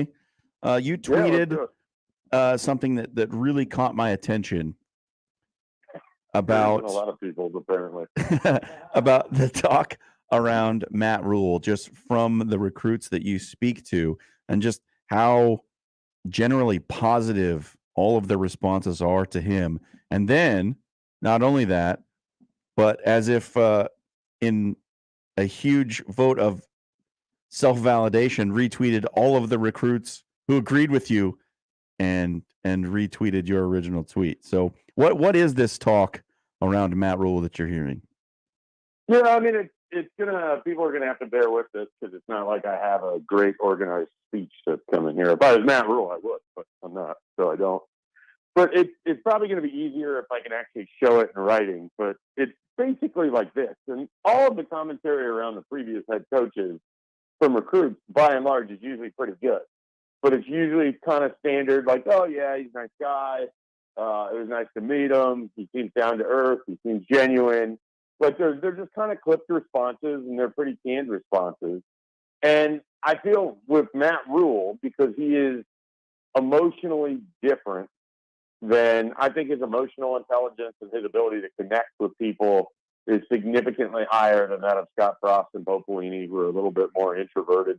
I think a lot higher than Mike Riley, who is, seemed to be more outgoing, but relative to every other coach that Nebraska has had in that period, I mean, he would be the most outgoing one by far, but it wasn't like he was, it wasn't, it's just sort of a different thing. With Matt Rule, he just finds these connections and just builds them pretty deeply right away. And I feel like the people that go on these visits, the recruits that go on these visits, they meet them and they have expectations of what it's like with other coaches.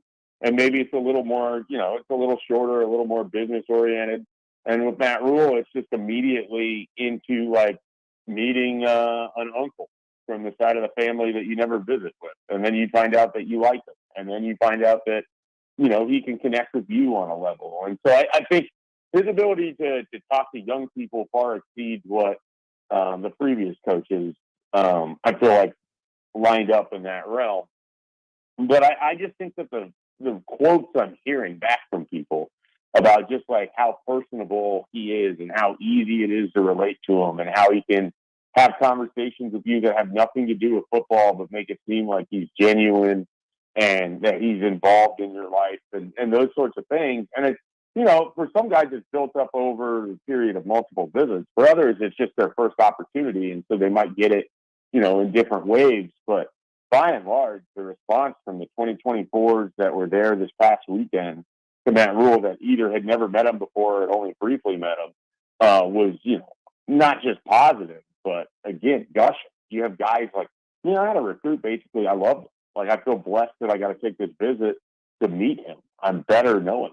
Like, when you're hearing that, like, that's just it's just different than what you would get. I mean, I think everybody genuinely leaves their visits and feels okay about the coach. But the relationship here between coach and recruit or coach and player just seems like it's going to have a different feel than what we've seen under different coaching staffs. Now, if Nebraska can pair that with some wins on the field, then we might be cooking with gas, right? Yeah, and that's the part of the tweet that no one bothered to read. But there's no guarantee that any of this means anything for on-field success. I'm the first to say that. I'm just noting that as merely an observation, the talk and the way they talk about Matt Rule, it feels like he is a larger part of a recruitment for a 2024 recruit than what we've seen from previous head coaches with, their classes that they're putting together. And that might just be his emphasis on being more involved, more directly involved in recruiting. And not every head coach is that way. I mean, every program is run differently. Everything is done differently. But this is the Matt Rule method, and it seems to be going pretty well in terms of who he's been able to kind of connect with. Now, they still have to get the commitments. They haven't landed a rash of 5 stars or highly recruited 4 stars, and I think some of that's still to come. But I think that if this is the precipice of what Matt Rule recruiting looks like, and they do follow it up with on-field success, I think it's going to make it easier for them to bring in even more talented recruits, because it seems like that can all build off of each other.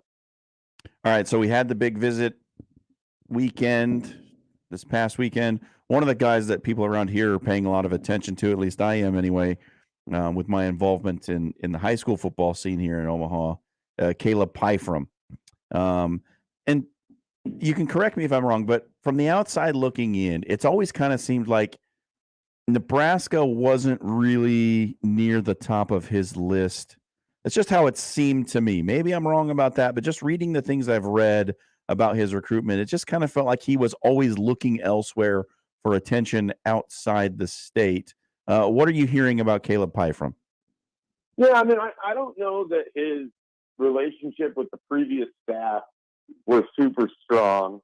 And it just sort of felt like, he had this Nebraska offer, and that was that. This staff kind of came in, and right away, Keith Williams gets involved in his recruitment, and that's the Keith Williams that was the offensive lineman from Nebraska, from the St. Louis area. And he's now back as part of the personnel grouping that kind of handles off-the-field recruiting stuff, and so he's been really involved. And Matt Rule has personally, really recruited Caleb Pyfrom hard. Like, I have little doubt that no head coach has talked to Caleb Pyfrom as much as Matt Rule has. And so I think those two things have kind of flipped where that recruitment was in December or January to where it is now, because he made 2 visits for practice. He showed up for the red-white game. He's now taken an official visit to Nebraska. I just feel like he's got a much stronger connection to the program than he did. That was probably giving you some of those feelings. All of that being said, and I do have a crystal ball in for Caleb Pyfrom, and he did have a good visit weekend, and he said it finished with Matt Rule basically saying, we know that we really want you here. And he said how good that makes him feel. It's going to come down to this weekend. He will be at Clemson, and he's going to work out. He's got family down in South Carolina. He's lived down in South Carolina. Clemson was a team that he grew up watching and rooting for to a degree. And so this is a big opportunity for him. And so if Clemson comes through with an offer, that's probably going to change things. But as it sits right now, I like where Nebraska's at against Illinois and Minnesota. I think their relationship is far more evolved, Nebraska's versus those 2 schools. I think so that's going to help. But if Clemson gets in the mix, that can certainly change things. Another guy that I wanted to ask about, and this 24 and 25 recruiting cycles have some great names in them. Speedy Nettles is a guy who's been his name's been bandied around a lot. Staff's going hard after him. What'd you hear about William Nettles? Yeah, he had a good visit. He told me that he liked getting to spend time around the coaches, obviously, but he also liked just simple stuff like just being able to compare, where the facilities were at as he came in this time versus his visit for the red-white game. I think he feels pretty comfortable that if he were to come to Nebraska, he'd be coached by Matt Rule and by Evan Cooper as a defensive back. I think he likes how he fits in the defense as a corner. So I don't think there's anything big there. I think it really just comes down to where does he want to play football. I think he feels pretty strongly about his 3 options. It looks like it's Nebraska, Purdue, and SMU. That's a pretty unusual grouping, but they all kind of have their own thing going for them. Nebraska and Matt Rule and Evan Cooper have come in pretty hard. Purdue has a secondary coach there. Sam Charles, I think is his name. He's been recruiting Nettles for 3 years. And then he's been up to West Lafayette and has clearly enjoyed it. And then SMU is the hometown school. And so I think he could be very comfortable just staying right there in Dallas, where he's made a name for himself and playing for SMU. So I think it's going to really come down to the opportunity to go to a Power 5 like a Big Ten school outweigh the opportunity to stay home and play closer to friends and family.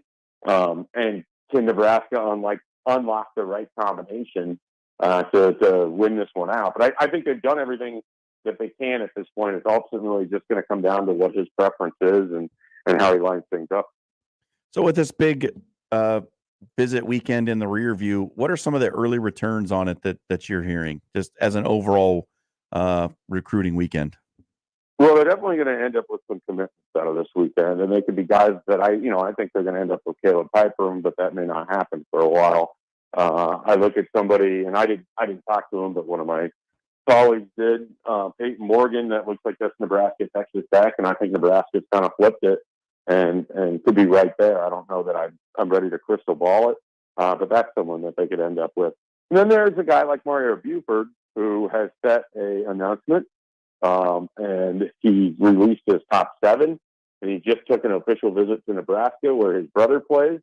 And every previous time he's ever talked, he just talks all the time about Evan Cooper and how much his brother likes him and how they have a good relationship and how he has a good relationship with him. And, there's a lot there that just screams Nebraska.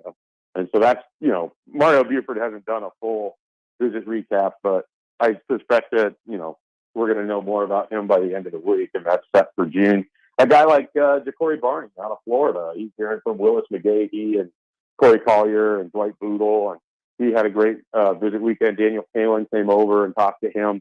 He's a wide receiver out of Florida, so that's someone I would keep an eye on. Carlone Jones, really talented defensive lineman. I think Nebraska would love to get him. He's got a TCU visit this upcoming weekend, but if that doesn't, outdo the Nebraska visit, I think Nebraska's got a good shot there. His Bay City teammate is Bryce Turner, who signed with this recent class. So I think coming out of the weekend, they're going to give themselves an opportunity for 3-4 commitments, maybe more. If you have the big board for the 2024 class, as far as guys who are realistically gettable for Nebraska, who's like the top 1 or 2 guys that they're after? Like realistically gettable? Yeah. Well, I mean, I think that Mario Buford you've always felt pretty good about, and so that would be one of them. And then just kind of looking at it, I think they're going to have a great shot at Isaiah McMorris here, the Bellevue West wide receiver. His quarterback's already committed in Nebraska. I think that, that visit and relationship has gone pretty well, and so that one seems like that's trending in that direction. And I mentioned a couple of those guys just coming off the visit weekend. I like where they're at with Ja'Cory Barney. We'll see. He's got visits to Illinois and Texas A&M, I believe. And then there's Caleb Pyfrom. Carter Nelson. Like, I don't know, gettable's the right word, but I feel good about where things are sitting right there. So I think there's a handful of guys that are kind of like right in that spot. Like, I didn't even mention Joseph Anderson. He's a 6'6" edge player. He had a nice year out of St. Louis. He's just playing organized football, really for the first time in his career. He's the son of an NFL player. The family lineage there is great. They had a good visit.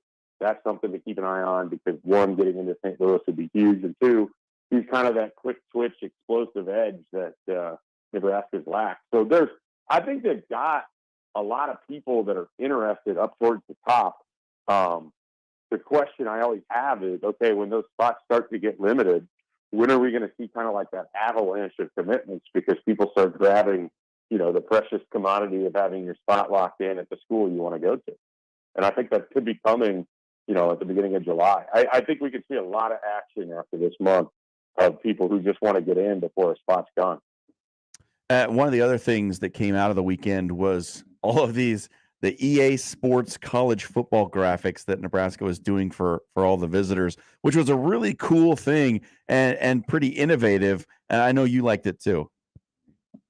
Yeah, no, I mean, I think it's a great thing when kids get the opportunity to play as themselves in a video game, and they're going to have that again when it comes out. I thought it was really smart for Nebraska to, in a way, attach themselves to it to kind of build up that excitement. Like, oh yeah, I mean, we're going to be in the game. You're going to be in the game. We're going to be in the game together. That kind of thing. I think it certainly helps, and it it's unique. Like I hadn't seen anyone else do it, and I think that's also important when we're looking at recruiting. So are you a pre-order guy for college football 24? I have to probably upgrade to the PS5. Okay, that's difficult. I don't know how my wife is going to feel about this. At 35 years old, buying a new game system that's unnecessary. I'm told every day that we're broke. So, we're going to have to figure that one out. I'm going to have to start mowing some lawns here this summer to be able to pay for it. But I'll have it in some capacity, I'm sure. Well, Mike, just tell her that your 41-year-old colleague in Omaha already has a PS5, so you're behind. Yeah, there's a lot of people that play video games, and she just does not understand as prevalent as it is. But so it goes. You don't have to feel embarrassed. We're all still gaming. We're all still doing it. I'm generally not embarrassed. I mean, it's just whatever people want to do with their time. That's sometimes that's the most fun that I can find around the house. So that works for me. All right. Well, we'll be looking for more action, as you said, as we close out the month of June and seeing some of those Nebraska commits come down. Thanks for joining us, Mike. All right, appreciate it. Have a good one. All right. Good luck with the shows. Thank you, Mike Schaefer, 24/7 Sports. It's interesting just the different things that Nebraska is trying to do and be a little bit different. And those EA Sports college football graphics, they sort of took everybody and put them on the cover of the video game and then tweeted out those graphics, which was pretty cool. Great foresight by the university. I mean, we're still at least a year away from this game being released, and they're like, no, we're in. We're doing that. We're doing this. We embrace it.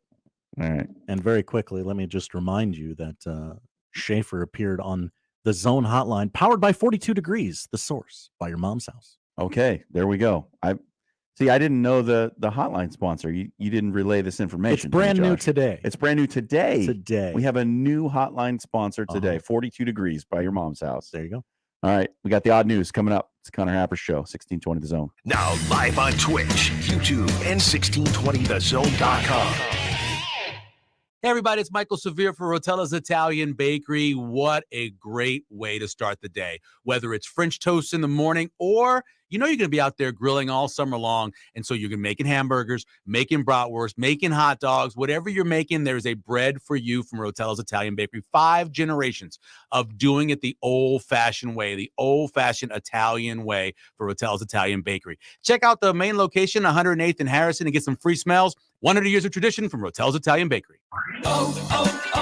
O'Reilly. Protect your engine against sludge and wear with the synthetic oil change. O'Reilly Auto Parts has 5 quarts of Mobil 1 full synthetic motor oil for $35.95. Plus, get 2 times over rewards points. Our professional parts people can recommend the supplies you need, including a filter, funnel, shop towels, drain pan, and more. Stop by O'Reilly Auto Parts or visit O'ReillyAuto.com. O'Reilly Auto Parts. You can buy farm fresh food from more than 70 local farmers under one roof at Ellsworth Crossing in Waterloo. All Ellsworth Crossing products are ethically raised, clean, and keto friendly. Free range chickens and eggs, pork, beef, bison, fresh produce, milk and dairy, including ice cream and cheese. On Saturday at Ellsworth Crossing, there's a Meet Your Farmer event with our Guernsey farmer that produces fresh ice cream from Waterloo. Visit them at Ellsworth Crossing, 26902 West Center Road in Waterloo, and ellsworthcrossing.com. Harrah's Council Bluffs presents Staged, September 10th at Stir Cove. Get tickets and check out the full entertainment lineup at stircove.com. Stir Cove is an all-ages venue. It's time to squeeze the fun out of summer by becoming a member at Croc Center Omaha. We've got a full range of fitness activities to offer, from free weights to Zumba classes to an indoor swimming pool, pickleball, and more. Join now and save. We'll waive the fees on auto-pay memberships. Plus, if you go for a paid-in-full membership, you'll receive a free Stanley tumbler. The Croc Center is just moments away from the Kennedy Freeway and Q Street. Go to omahacroc.org for more information. That's omahakroc.org. Nick Handley here for my friends at DJ's Dugout. Everyone at DJ's Dugout says welcome to Omaha baseball fans. June is a fun and exciting month in Omaha, and we welcome all the college baseball teams, little league teams, and visitors here in town. DJ's can accommodate teams in large groups. Omaha is known for getting a good burger, and DJ's fresh, never frozen half-pound Angus beef burgers are absolutely delicious. DJ's is locally and Vietnam veteran-owned. Dig in at the Dugout. If you're hiring, it can feel like you're trying to find a needle in a haystack. You can hope the right person comes along, or you can just use ZipRecruiter. And now you can try it for free at ZipRecruiter.com/radio. In fact, ZipRecruiter has helped a lot of business owners find their needle in a haystack, like Marco, president of operations at Telly Tires and Auto Centers. Because Telly Tires has grown a lot in the last few years, Marco needed to hire everyone from a receptionist to a store manager to a head mechanic. ZipRecruiter helps me find all the right people, even the most difficult jobs to fill. ZipRecruiter helps me keep my business running. Take it from Marco and millions of other businesses who've used ZipRecruiter. ZipRecruiter can help you find the needle in the haystack. See why 4 out of 5 employers who post a job on ZipRecruiter get a quality candidate within the first day. And right now, you can try ZipRecruiter for free. That's right, free at ZipRecruiter.com/radio. That's ZipRecruiter.com/RADIO. ZipRecruiter.com/radio. ZipRecruiter, the smartest way to hire. And now we've reached the point in the show where Josh Odson reads the peculiar, the bizarre, the comical, the odd news with Odd Son. Odd news, Odd Son. See what we did there? The odd news with Oddson. It's almost noon, and that means it's time for the odd news. Hello, Josh. Hello, John. How you doing? I'm all right. It's getting to that point of the year where it's very warm in this studio, and it doesn't need to be. And it's very warm outside, and the heat makes people do really stupid things sometimes. What a wonderful segue. NASCAR over the weekend. I know you said you had a lot of sports to watch. I did. I didn't watch NASCAR. You didn't get to the NASCAR race yesterday. That makes about 20 years in a row that I didn't watch NASCAR. Wow. Well, you're consistent, if nothing else. Michael Waltrip, who was in the Fox booth for this weekend's race near St. Louis, lost his iPhone before the race started. Luckily for Waltrip, a lengthy lightning delay gave people time to look for his phone, and he got it back by the time the race resumed. After Waltrip realized he lost his phone in between being on the track and walking up the stands into the broadcast booth, Mike Joy put out a call over the PA system for fans to look for a, quote, purple iPhone in between sections 32 and 33. Purple? Yeah, of the Worldwide Technology Raceway stands. It turned out one of Fox's cameras caught the moment Waltrip lost his phone, as well as his notes. That seems to be the more important part, but we're not focusing on that for some reason. As he climbed over the pit wall and onto the track, Waltrip's phone fell out and landed next to the wall on the front stretch. Since there was a rain delay, the AMR safety team could recover phones instead of drivers. They picked up Waltrip's phone and returned it to him. Well, how old is Michael Waltrip? He's got to be in his 60s. He is 60. Exactly. That's that. Well, I mean, I'm not quite sure what to do with it, but it all is lost our surprising phone. that he has a purple iPhone. Yeah, that's a bit of an upset. That wouldn't have been my first choice. Yeah. Michael Waltrip's iPhone is purple. Long odds on that one for sure. But hey. But as someone who broadcasts games, losing the notes is a serious, serious fear. That is something that, like, I will, before I leave the house, I will double check my bag like 3, 4, 5 times just to make sure, like, did I put the notes in the bag? Did I do that? Am I sure that I did? Okay, I don't know if I did. Better check again. Like, that's my little OCD thing. Like, I'm not concerned about the doors locked. I don't care if the lights are turned off. I'm not the dad who turns the thermostat down. Like that, the notes in the bag. Yep. That'll get me anxious. Like, So for him to be more concerned about losing the iPhone than the notes is a totally foreign concept for me. We move on to Germany, Berlin to be exact.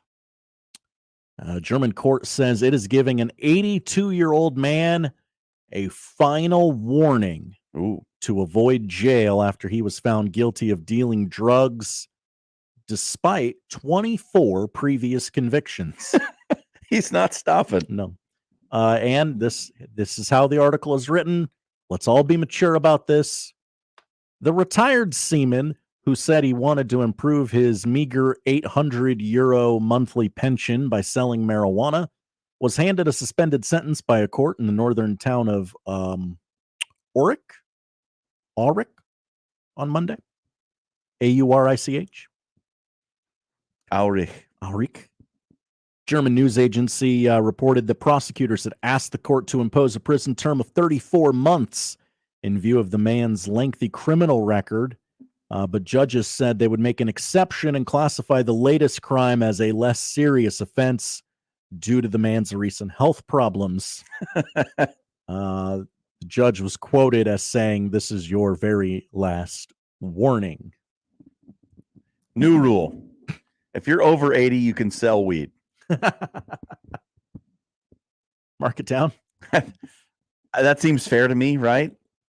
If you're an octogenarian, yeah, kind of. We can loosen the rules for you a little bit. Mm-hmm. Right? These people can't work. They're on a fixed income. What else are they getting? They're already gardening. Yeah. Let them grow a little bit of the pot and sell it. Yeah, why not be productive with their time? They want to help. I thought Europe Let them was help. I thought Europe was progressive. Yeah. What's going on here? Sad. This is elder abuse. We end the odd news segment in Montgomery, Alabama, where the state has a new official cookie, the Yellow Hammer cookie. The Yellow Hammer. I'm not familiar with this cookie, but Governor... There are a lot of jokes here that I'm not going to make. Do they all involve yellow cake uranium? Nope, not all of them. Okay. Governor Kay Ivey on Friday signed legislation naming the confection created by a Montgomery fourth grader as the official state cookie. Students at Trinity Presbyterian School came up with the idea of a state cookie, where fourth grader Mary Claire Cook submitted the winning recipe. Cook's Cookie. Yeah, which includes pecans, peanut butter, and honey. Well, that just sounds delicious. Cook brought a batch of the cookies to Ivy for the bill signing ceremony. Sounds like she was buying a vote there with the baking of cookies. Mm-hmm. Alabama has a long list of official state emblems and symbols, including a state vegetable, a state nut, a state amphibian, and a state spirit. A state spirit. Spirit, yes.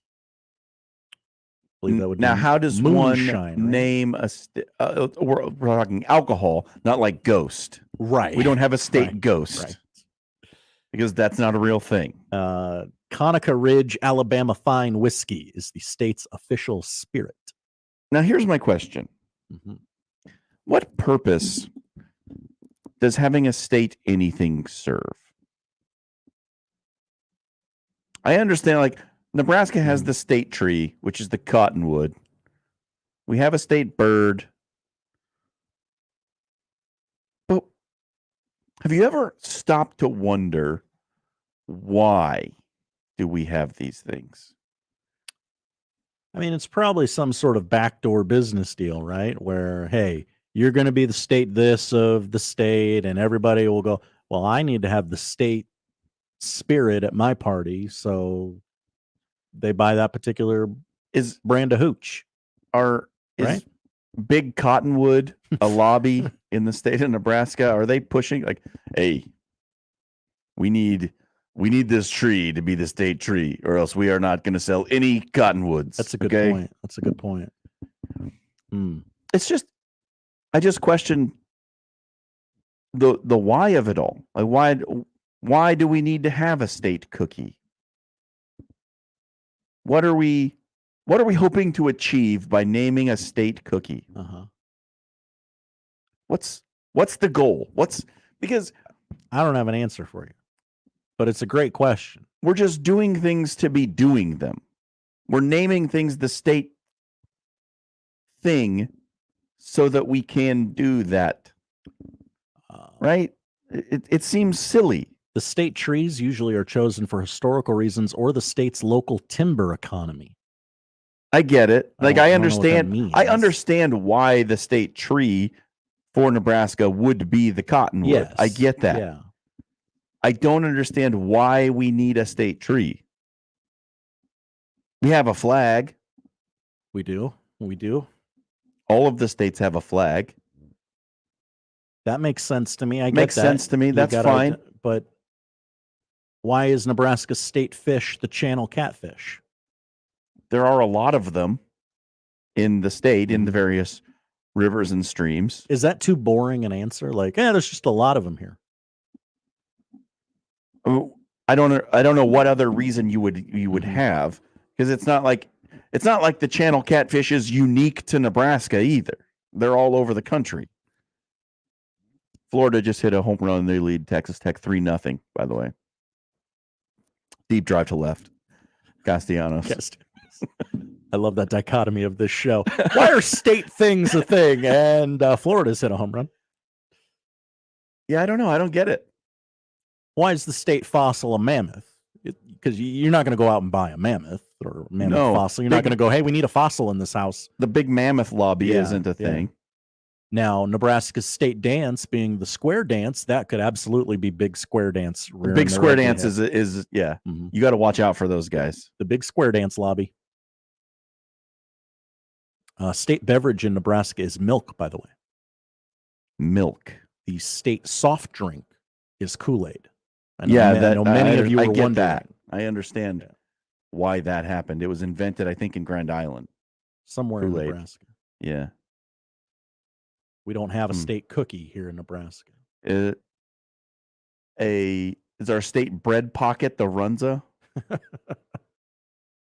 What's our state pizza, Josh? Ooh, I don't think we have one. All of these things to me are just meaningless exercises. Like when you say, "Oh yeah, the state flower is the goldenrod." I know that, and I don't think most people give it a second thought. But why?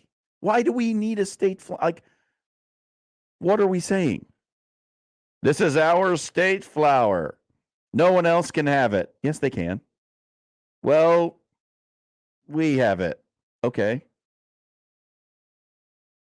It's the symbol of Nebraska in flower form. Yeah, if someone else took the meadowlark, would Nebraska be all up in arms about it? I don't think they would. I'm sure that each state does not have a unique state bird. I'm pretty confident in that. There's overlap.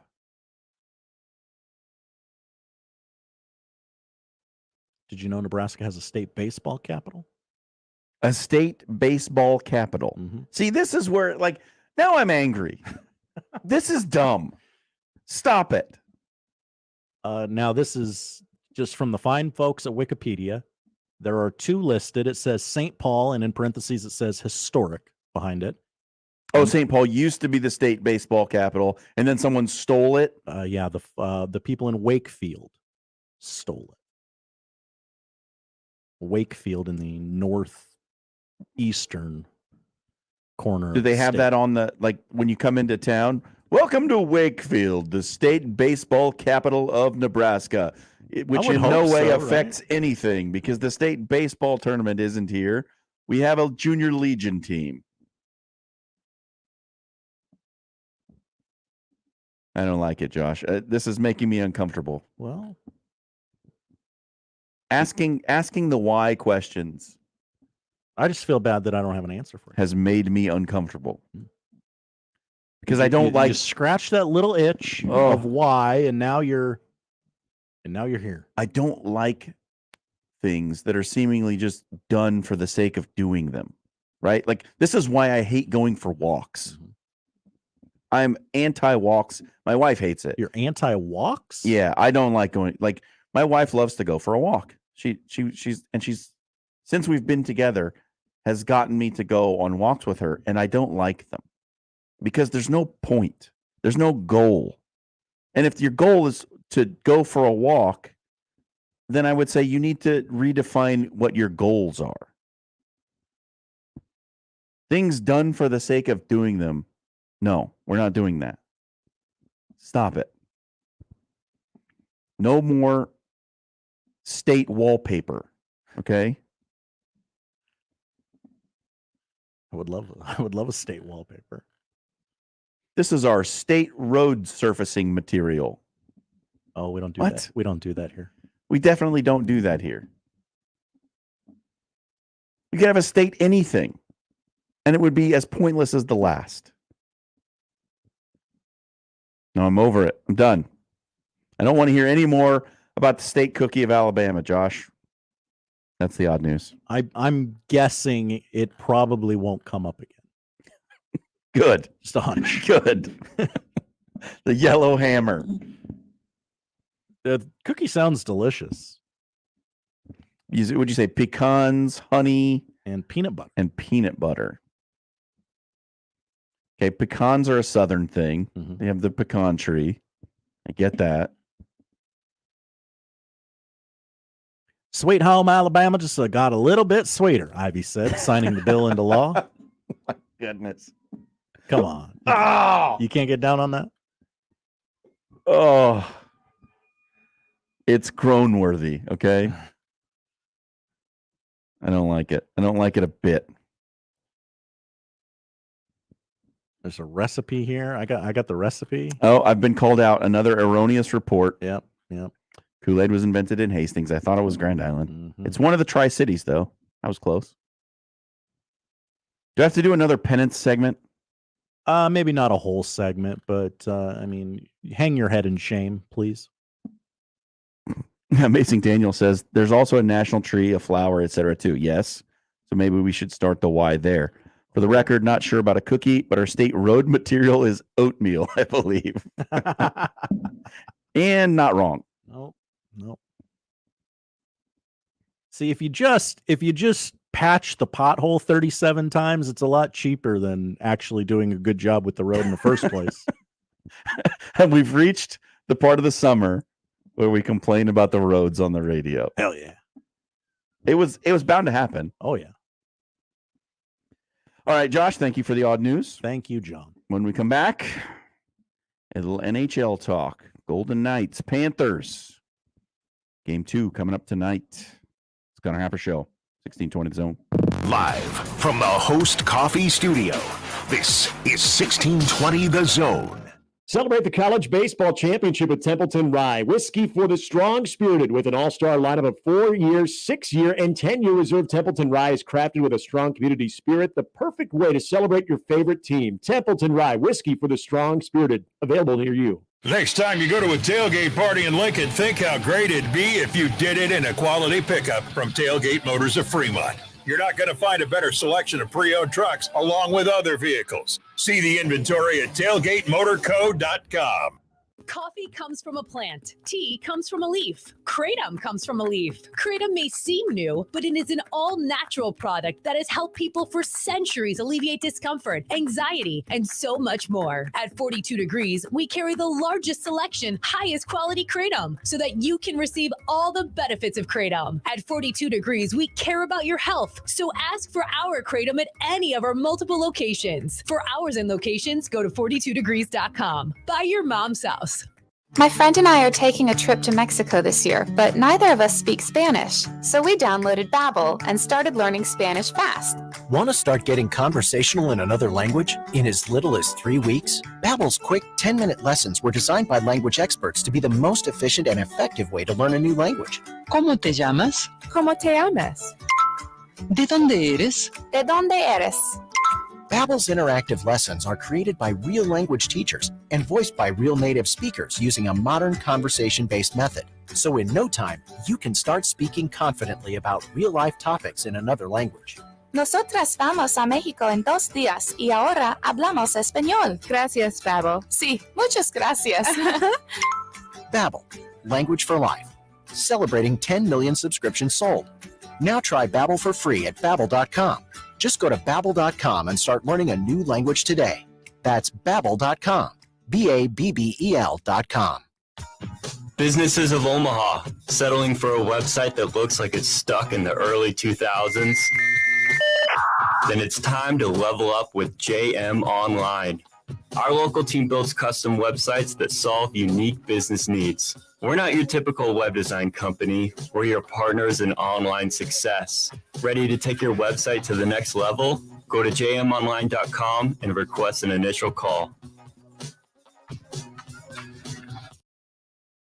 Email unsportsmanlike conduct on the Equitable Bank Zone inbox with whatever is on your mind, from your hot takes to what you think is one. The Zone inbox is brought to you by Equitable Bank. We take banking personally. We want to hear from you on the Equitable Bank Zone inbox. PACE, Police Athletics for Community Engagement Organization, is dedicated to preventing at-risk and disadvantaged inner-city children from becoming involved in street gangs, crime, drug use, and victimization. PACE provides an opportunity to develop discipline, self-esteem, and positive moral values through wholesome competition and free participation in soccer, baseball, CrossFit, and flag football. To help PACE and local families make sure kids have access to safe and fun spring and summer activities, please go to paceomaha.org to support the PACE mission. Thank you. Hey everyone, Josh Peterson here for my friends at Kugler Vision. Let us talk about the three most surprising things about modern LASIK at Kugler Vision. The first, how fast that LASIK procedure is. With Kugler Vision's leading edge technology, we're talking just a few minutes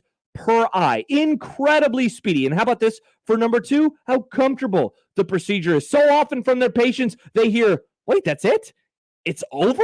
They make sure that you are relaxed and comfortable, as well as knowing exactly what is happening. And this, for number three, how quickly you can get back to normal life. Patients typically drive themselves to Kugler Vision the very next day for their follow-up visit. So you're back in action less than 24 hours later. Kugler Vision right now, they have special pre-summer savings on modern LASIK or any of their other advanced vision correction procedures. If you've ever thought about fixing your bad vision, the Kugler Vision Eye Analysis is your first step. Do so today. Schedule one online at kuglervision.com. Tickets for less. Best seats, best prices, no per-ticket fees. Ticketsforless.com. KOZN Bellevue, Omaha, Council Bluffs. This is 1620 The Zone.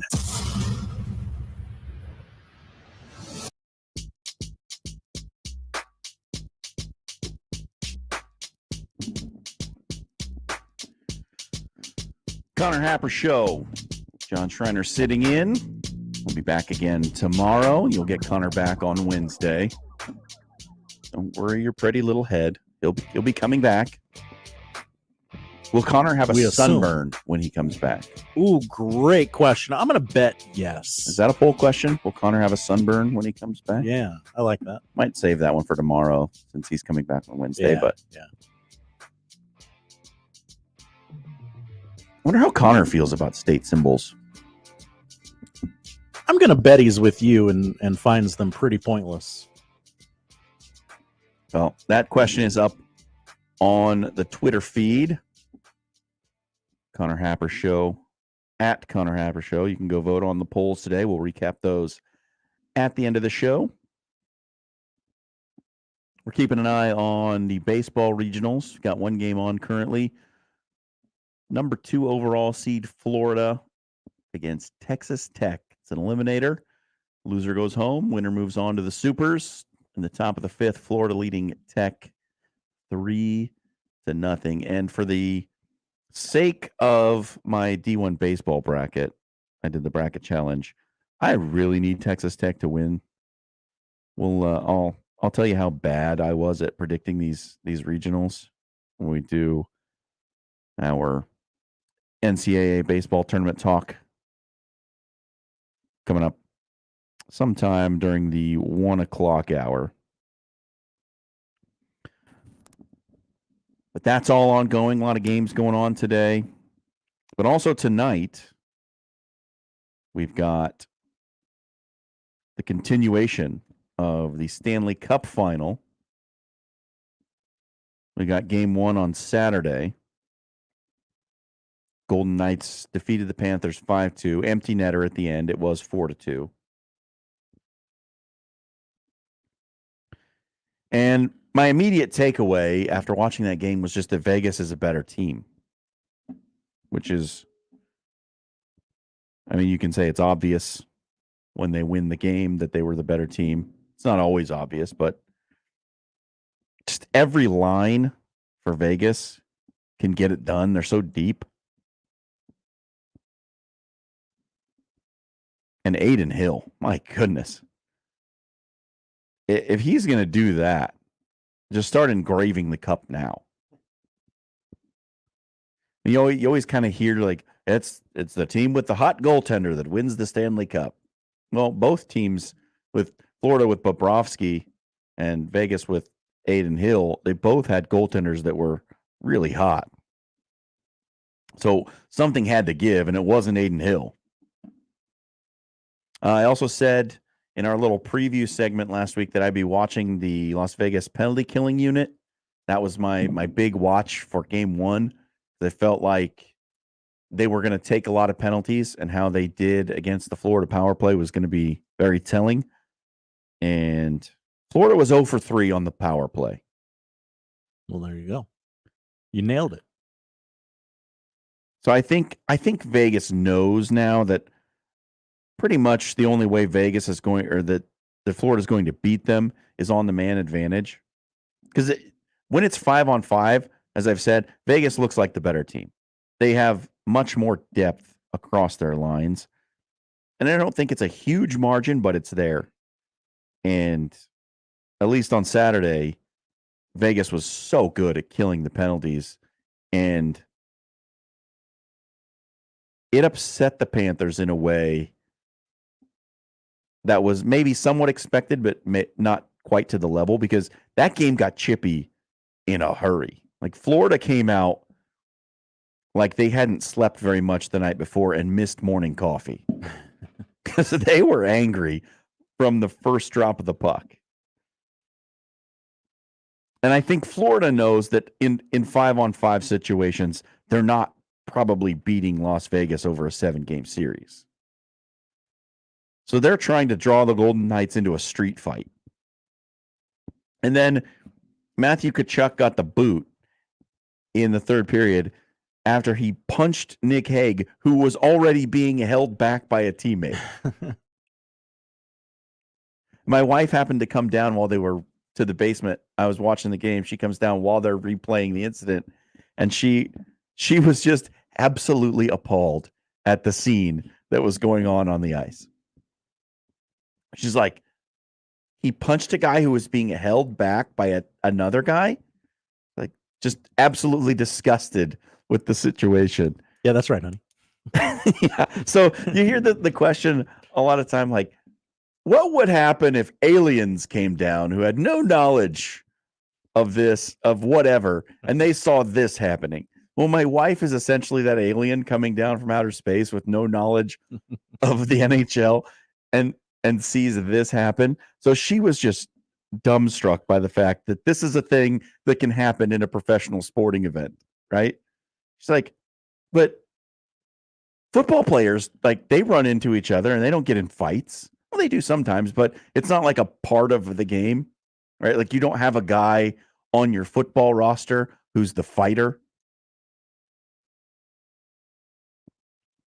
Hockey teams have that, which is, I mean, even if you know that and you stop to think about it, like, yeah, we have a guy whose job it is to punch people in the face in hockey. This isn't MMA. It's fine. We know that's what he's here for.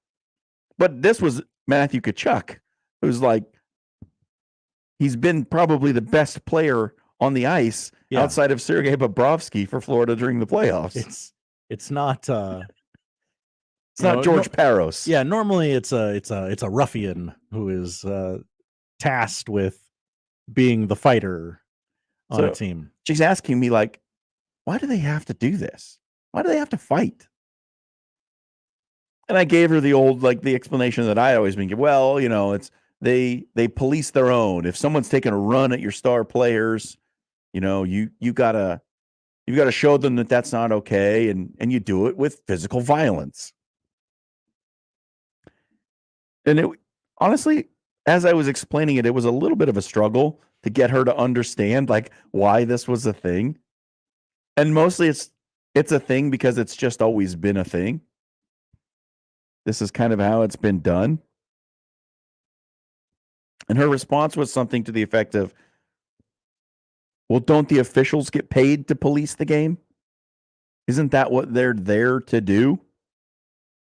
Now they have to break up fights too? Yeah, they're paid babysitters.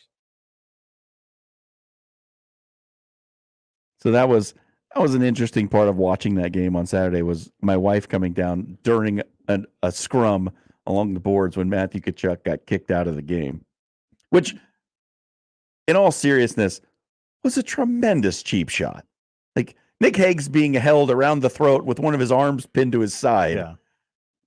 And Tkachuk just comes up with a gloved fist, not a bare knuckle shot, but just punches him straight in the nose.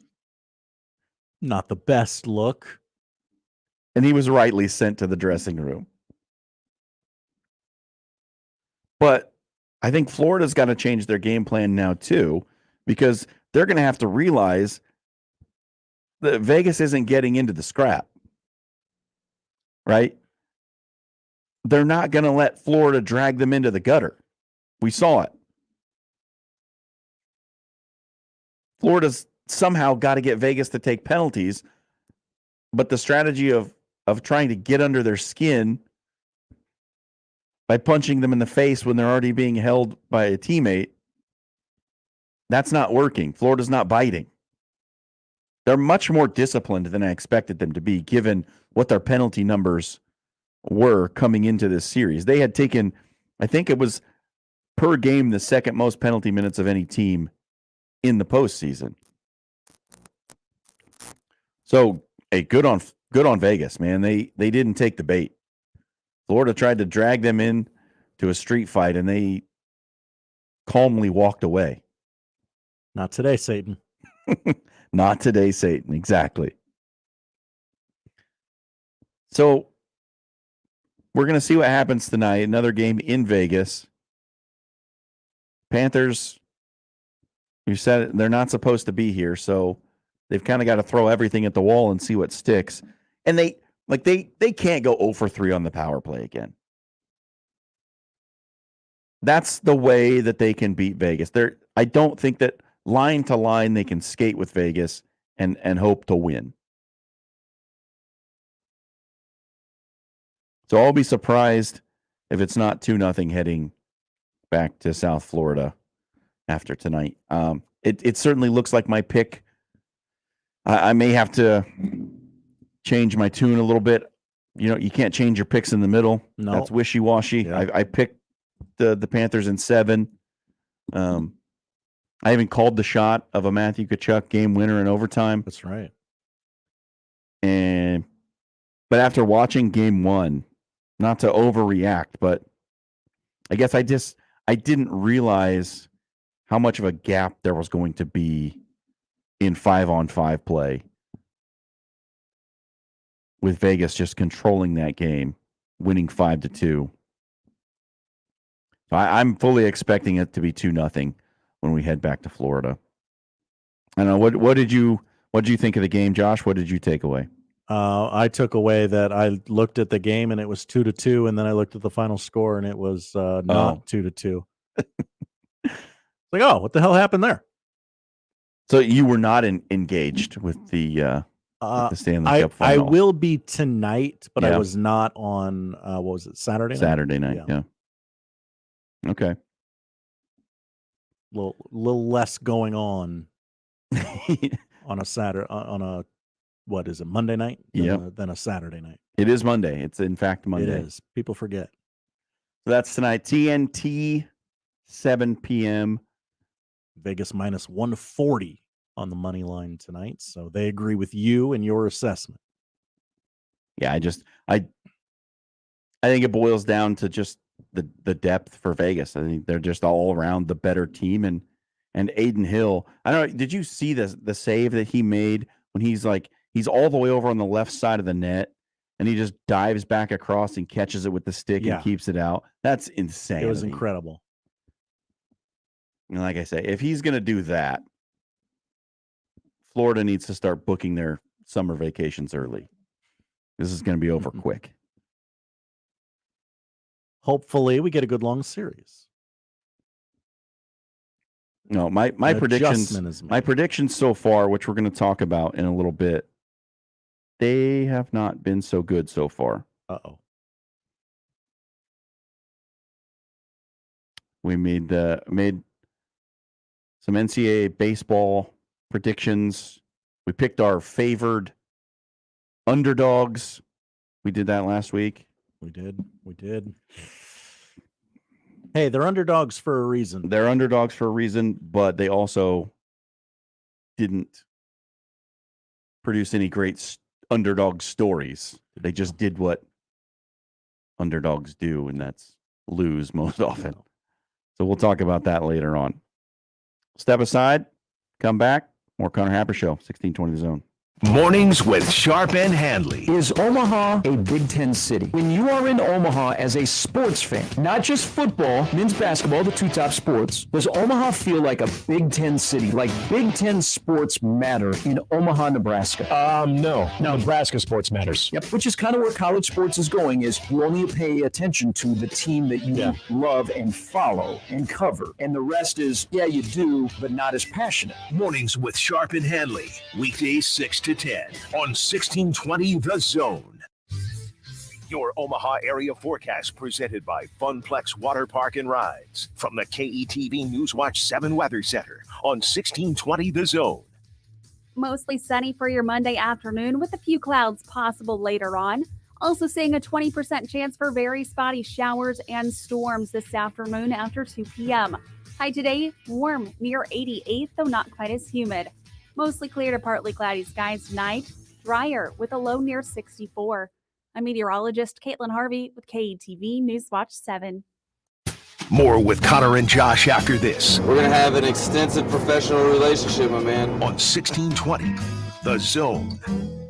Hey, it's Nick Hanley for Woodhouse Mazda. Take on summer adventures with the Mazda CX-50. This rugged CUV combines iActive all-wheel drive and an available turbo engine to take on any terrain. And the available panoramic moonroof allows nature to collide with the comfort of your vehicle, and the rear doors open nearly a full 90 degrees to make climbing in and out of the vehicle and loading your gear simple. Shop the 2023 Mazda CX-50 at Woodhouse Mazda in Bellevue or Woodhouse Place Mazda off 144th and Giles Road. Woodhouse Mazda, a drive worth experiencing. We're live at Funplex in Omaha asking some experts what the best part of summer here is at the park. So, what do you guys think? Motion, the slides, the lazy river, splash, double trouble. Whoa, one at a time. Whoa!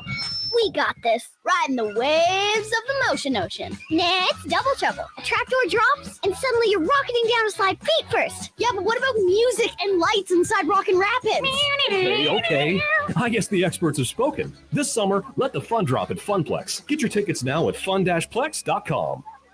Gary Sharp here for Templeton Rye, a whiskey for the strong-spirited. Excitement is in the air. The College Baseball Championship returns to Omaha, and you know what? Fans are going to come from all around, and you can celebrate this year with Templeton Rye, whiskey for the strong-spirited. They've got 4-year, 6-year, 10-year reserve. This whiskey is a home run all around.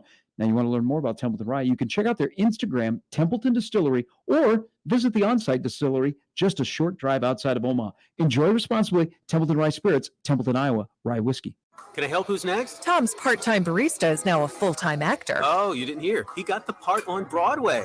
Yeah, great for him, bad for our finicky cold brew tap. Now he needs a star understudy to fill his open role. And he made the best grande triple shot with oat milk caramel. Indeed can help him hire great people fast. I need Indeed.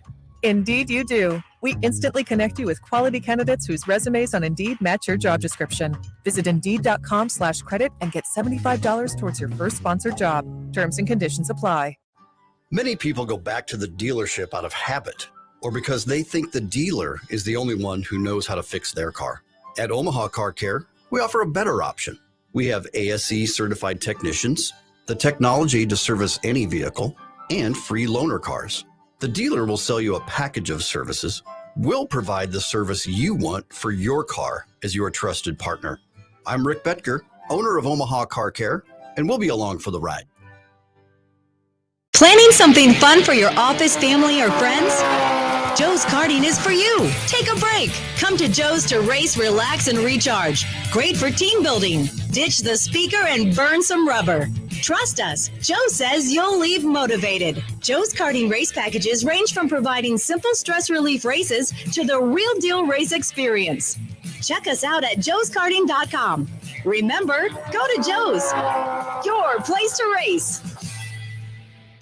Hey everyone, Josh Peterson here from my friends at Miracle Hill Golf and Tennis. The temperatures are rising, which means plenty of chances for you to get to the golf course just north of Dodge on 120th Street and play some golf, whether it is outside a full 18, inside the Top Tracer building, schedule a bachelor or a bachelorette party, you can do it all. Don't forget about work outings as well. You could put together a large scramble there at the golf course. They're located just north of Dodge on 120th Street, Miracle Hill Golf and Tennis. As a business owner, you work hard to keep the lights on. At Emprise Bank, we do too. We understand the challenges that growing companies face because Emprise is built for business.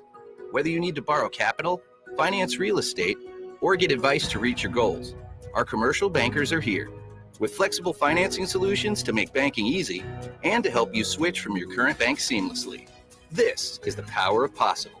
Visit emprisebank.com to learn more.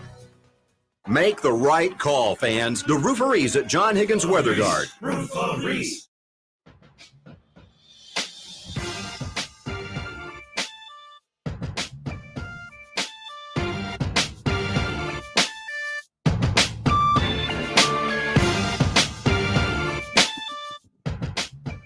Gainesville Regionals on TV. Florida just hit a 3-run homer. Bottom of 5. Florida 6. Texas Tech 0. Looks like the Gators are going to be moving on to the Supers. Women's College World Series going on 2-2. Oklahoma and Stanford in the 5th. If Oklahoma doesn't destroy every team in their path, is that an upset? Yeah. Like I'm kind of not locked into this because I'm producing a radio show right now, but Oklahoma tied at 2 late in the game is interesting. I got an eye over there. It gave you this day in sports history, right? About the Bo Jackson throw, throw out Harold Reynolds, famous sports highlight. It's not exactly this day, but it was over the weekend, yesterday. This day in film history, you'll be interested, Josh. Ooh, okay. There we go. Ready? Yes, it's yesterday in film history. Still counts. June 4th, 1982. I was just shy of 3 months old. Star Trek II, The Wrath of Khan was released. Should we all do it together? Khan! Yep. Captain James T. Kirk. And Ricardo Montalban, who the younger crowd knows more from his days as a commercial actor than an actual actor. You damn kids. I have a sports one. Oh, for you. Let's go. On this day in 2008, where were you when Paul Pierce was wheelchaired out of a game? I was in my apartment. I was living at the Tiburon Apartments. Okay. And I remember watching the game with my roommate. Yeah. I can tell you where I was. Okay. Yeah. I was at my parents' house watching that game as a Celtics fan. Do you remember where you were years later when you found out that Paul Pierce was not injured in any way, shape, or form? I don't remember where I was for that. But needed to go to the bathroom, or depending on which story you believe, because Paul Pierce has told several different versions of this story, had already gone to the bathroom. The poll question: have you ever had to go to the bathroom so bad you needed a wheelchair? Paul Pierce may have. One little quick note here. So today starts a coaching clinic by the Nebraska football coaching staff, Matt Rule chiefly, in Houston. And it's just another signal that this commitment to recruiting in Texas is far more than just lip service, right? Like we've heard it in the past from iterations of the Nebraska coaching staff, like, oh yeah, we definitely need to get into Texas and bring those recruits up here to Nebraska. Got to be in Texas. You got to be. We need to get into Texas and California and Florida. And then like it pretty much doesn't happen. They just don't do it. Or you get one guy and they're like, there you go. We got the Texas guy. That's the first. Now we're going to get an avalanche of Texas kids. Nope, doesn't happen. But Matt Rule and his staff, I mean, they have the obvious connections already. But it's much more than just saying we need to get into Texas. They're actually doing something to try and foster that pipeline. And today they're having a free coaches clinic in Houston. And I showed you this before the show when I saw the tweet, Josh. They have this picture, and maybe you can retweet it, the graphic from the Connor Happer Show Twitter account. Definitely can. And you tell me.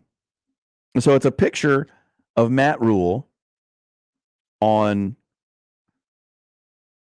like, overlaid on a map of the outline of Texas, right? And it has to be intentional because it looks like if you know the shape of like Southwest Texas, it's positioned in such a way that it looks like the sleeve of Matt Rule's jacket has been ripped off and there's a giant white arm there instead. I find it actually quite amusing. Because what says football coach more than ripping the sleeves off a perfectly good garment? That's the coach I want to play ball for. Right? Unnecessary wardrobe modifications. That's what being a football coach is about. We know Matt Rule loves his vest, right? The pullover without the sleeves. Smock. Right? And now we've just taken it a step further. The sport coat without sleeves. Bill Belichick has the hoodie. Matt Rule is going suit jacket, sleeveless. I love it. I think it's fun. But the bigger point is the commitment to the recruiting in Texas.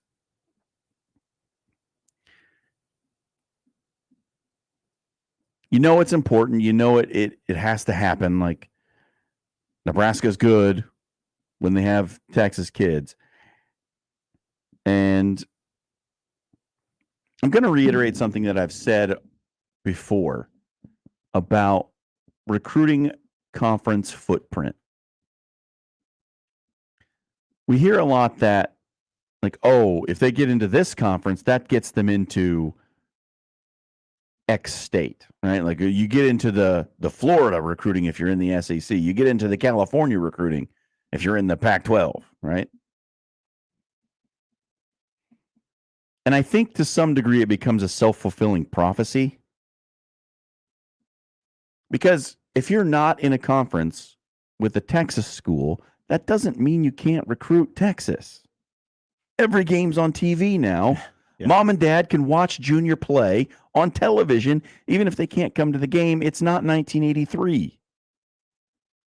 Yes, that may have been the case before we could see every game from every level of collegiate football somehow on TV. You needed to have a geographic footprint so that it was, mom and dad could see the kid play. The family could come to the game when you visited a school that was in their home state. Yes, that was true. I don't think it's as true now. And so for a lot of years, especially since Nebraska left the Big 12 for the Big 10, it's been this, well, they don't have a conference footprint in Texas anymore. Ohio State gets Texas kids. Purdue has done amazing things bringing kids from Texas into their program. I'm sorry, what's that? You're from Nebraska? Sorry, never heard of you. Yeah. To me, and, the recruitniks can disagree with me if they'd like, but it seems like we all just kind of bought into this thing of like, well, you can only recruit the states where your conference overlaps.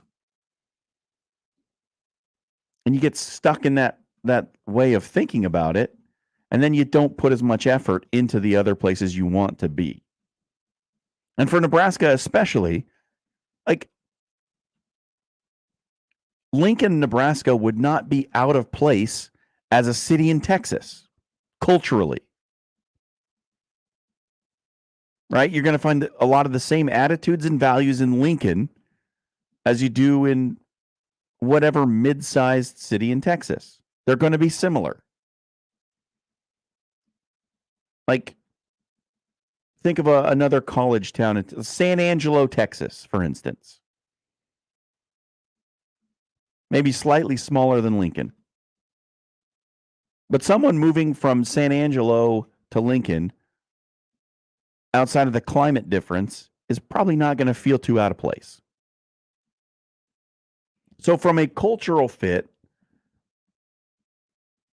recruiting kids from Los Angeles and getting them to come to Lincoln, yeah, there might be a little bit of cultural difference. But Texas seems like a more natural fit. Right? Am I off base here? I don't think so. So I love to see that this staff has sort of bucked the conventional wisdom that, well, we're not going to do much in Texas because we don't have a conference footprint. Nonsense. Get in there and do it. We have technology that makes it possible for mom and dad to see every game their kid plays, no matter where he goes to school. Maybe they can't be in person. You can certainly watch the game. So I love it. I think it's great. And putting on things like this, the free coaches clinic, to foster those relationships with high school coaches and get them familiar with the staff and their philosophies and how they're going to go about things. It's great stuff, man. Love what they're doing. Hey, Matt, I got a guy you got to take a look at. Nobody's really recruiting. Exactly. That's exactly it. Yep. You get that pipeline of under-recruited, and sometimes even, top level guys who are like, hey, the high school coach says, I think you should talk to Matt Rule at Nebraska. You guys would get along. Where should I go, coach? Yep. I don't everybody wants me. I don't know where to go. Well, that Matt Rule seems like a nice fella. You seen his biceps popping out of that suit coat? He doesn't he ripped the sleeves off his jacket. Did you see that? You go play ball for him. So we'll see if anything comes out of that coach's clinic as the week rolls on. Josh has a top 5. I do. The Monday tradition, top 5 winners of the weekend. Top 5 winners of the weekend coming up next on the Connor Happer Show. Omaha's most listened to all sports radio station. Again and again and again. 1620 The Zone. The Zone Hotline is powered by 42 Degrees. The Source. By your mom's house. It's time to squeeze the fun out of summer by becoming a member at Croc Center Omaha. We've got a full range of fitness activities to offer, from free weights to Zumba classes to an indoor swimming pool, pickleball, and more. Join now and save. We'll waive the fees on auto-pay memberships. Plus, if you go for a paid-in-full membership, you'll receive a free Stanley tumbler. The Croc Center is just moments away from the Kennedy Freeway and Q Street. Go to omahacroc.org for more information. That's omahakroc.org. My friend and I are taking a trip to Mexico this year, but neither of us speak Spanish. So we downloaded Babbel and started learning Spanish fast. Want to start getting conversational in another language in as little as 3 weeks? Babbel's quick 10-minute lessons were designed by language experts to be the most efficient and effective way to learn a new language. ¿Cómo te llamas? ¿Cómo te llamas? ¿De dónde eres? ¿De dónde eres? Babbel's interactive lessons are created by real language teachers and voiced by real native speakers using a modern conversation-based method. So in no time, you can start speaking confidently about real-life topics in another language. Nosotras vamos a México en 2 días y ahora hablamos español. Gracias, Babbel. Sí, muchas gracias. Babbel, language for life. Celebrating 10 million subscriptions sold. Now try Babbel for free at Babbel.com. Just go to Babbel.com and start learning a new language today. That's Babbel.com. Babbel.com.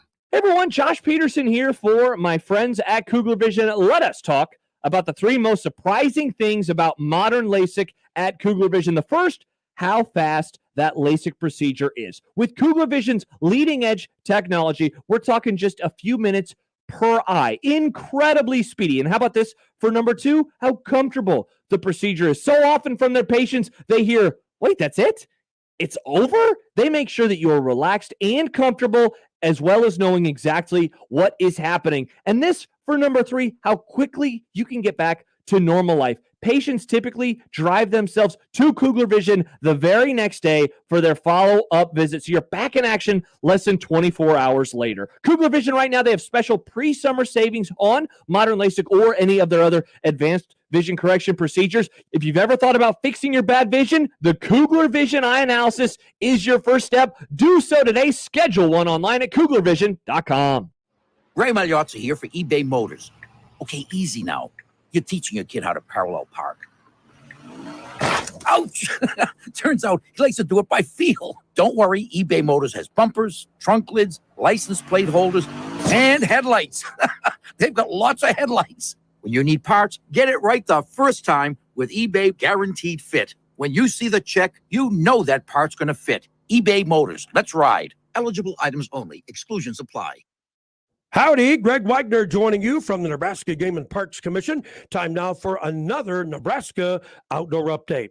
Hey, how about some interesting nature facts to get you outdoors? Did you know that Nebraska has more than 70 state parklands, more than 100 species of fish, more than 400 species of birds, and more than 1,500 species of native plants? We do. You need more numbers? Go online to the Game and Parks website, outdoornebraska.gov. Question for you. Planning to be on the water this season? Great. But remember, wear your life jacket. Keep in mind that most people who drown in boating accidents are not wearing theirs. It's like I tell folks all the time, life jackets, they float, you don't on the water, so why wouldn't you be wearing yours? Please think about that and be safe. I'm Greg Wagner with the Nebraska Game and Parks Commission. During the CWS, celebrate the College Baseball Championship with Templeton Rye. It's whiskey for the strong-spirited with an all-star lineup of 4-year, 6-year, and 10-year reserve. Templeton Rye is crafted with a strong community spirit. The perfect way to celebrate your favorite team. Templeton Rye, whiskey for the strong-spirited. Available near you.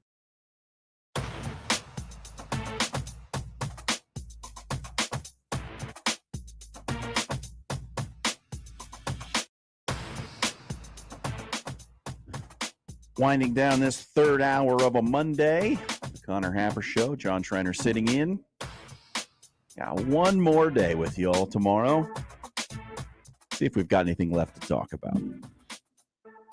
But for now, Josh has our top 5 winners of the weekend. That's right. The big question everybody wants to know on Monday is who gets the big certificate once we buy stamps, of course.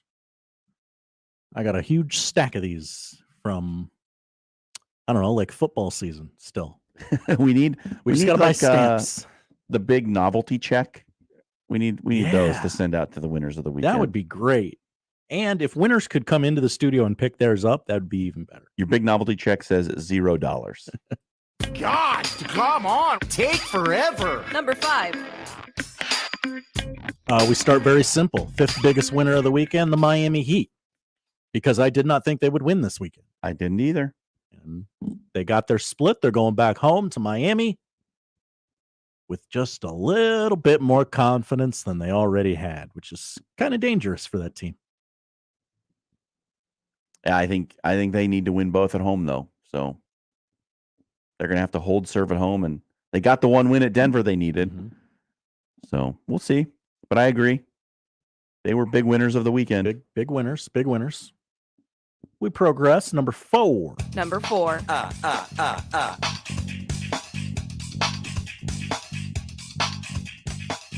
about Oregon baseball? Oregon baseball went 3-0, won their first regional since 2012. They will now host a super regional.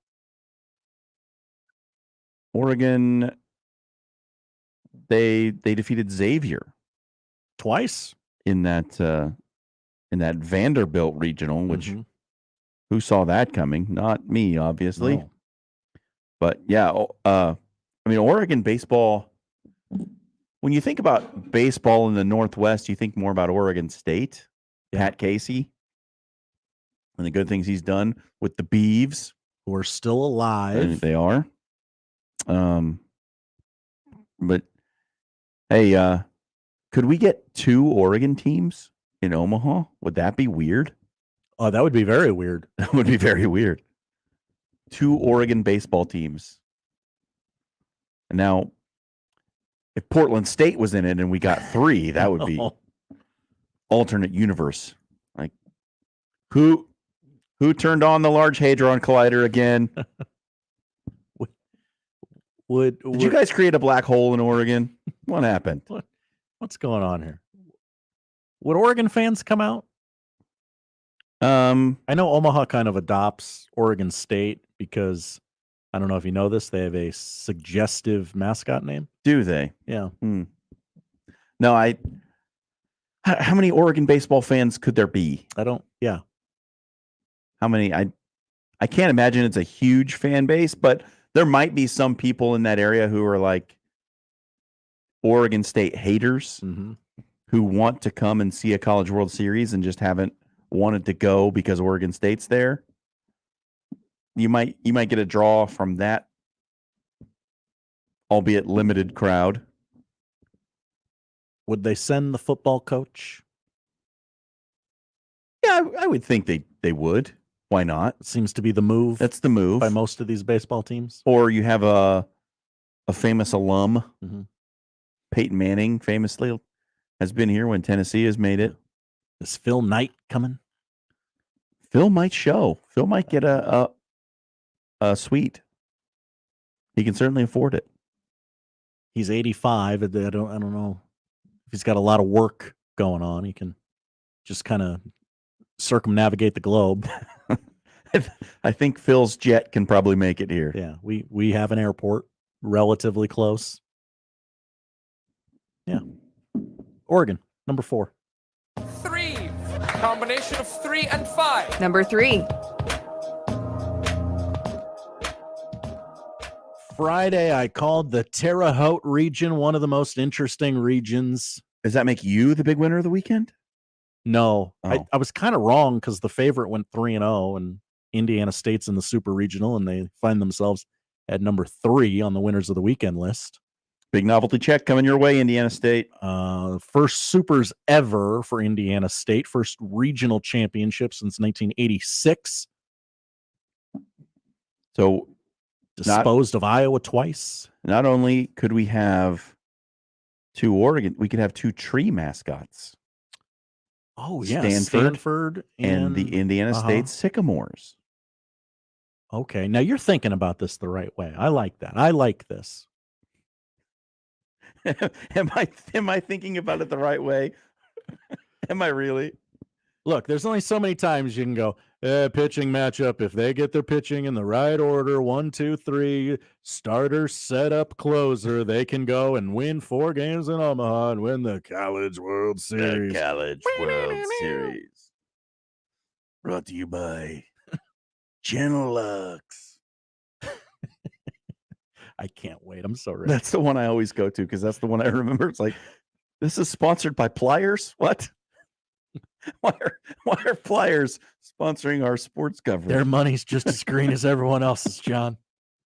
If you got Pliers you want to hawk during the College World Series, you give 1620 the Zone a call. It's great. We'll hawk them out to the entire nation just for you. There was another one that I don't remember what the company was, but the slogan that he always had to say was, live green, sweat blue. That one got me all the time too. Did you see the trickery from Indiana State left fielder Adam Pottinger? Oh, where he faked like he stole the home run? Yeah. Yeah, I saw the highlight. I wasn't watching the game. Sure. But yeah, that's an interesting move. It's sort of an inverted hidden ball trick. I like the trick. I'm for it. I just don't know what the end game was, because eventually someone's going to go, "Hey, we need that ball, kid." Well, I think like if the batter leaves the base paths too far, he could be called out, right? If he goes back into the dugout without ever touching home plate, could he then be called out? I would imagine cooler heads would prevail and the umpires would go, "Hey, wait, you were lying. He didn't leave because he wanted to or had to. He left because you're a liar." You liar. I mean, I don't know what the ruling would be, because once it goes over the fence, it's a dead ball, right? Like you can't go and retrieve the ball and then throw him out if he didn't complete the trot around the bases in a timely fashion. So I don't know. I mean, that's an interesting rules discussion of like, what if he left the base paths and like took a step into the dugout? What's the ruling there? It's funny. I don't know if it would actually achieve anything. Yeah. But they did achieve not only making a super regional, ending up on the top 5 winners of the weekend list, which is just as coveted. Same. Here comes number 2. In fact, many would say there are fewer spots on the winners of the weekend list than there are spots in the super regionals. So many would say because that's accurate. So that makes because this list more arithmetic. Coveted. Yeah. More exclusive. Number 2, Bob Roberts. Oral Bob. Yes.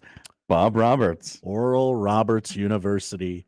Now, I don't have the clip exactly because I'm kind of a lazy producer, but I believe we told you on this show Friday, don't let Oral Roberts get hot. Yeah, I think the quote, like, if they win that first game against Oklahoma State, you're going to have to watch out for Oral Roberts. And they did. They beat every other team in the regional one time. They went 3-0.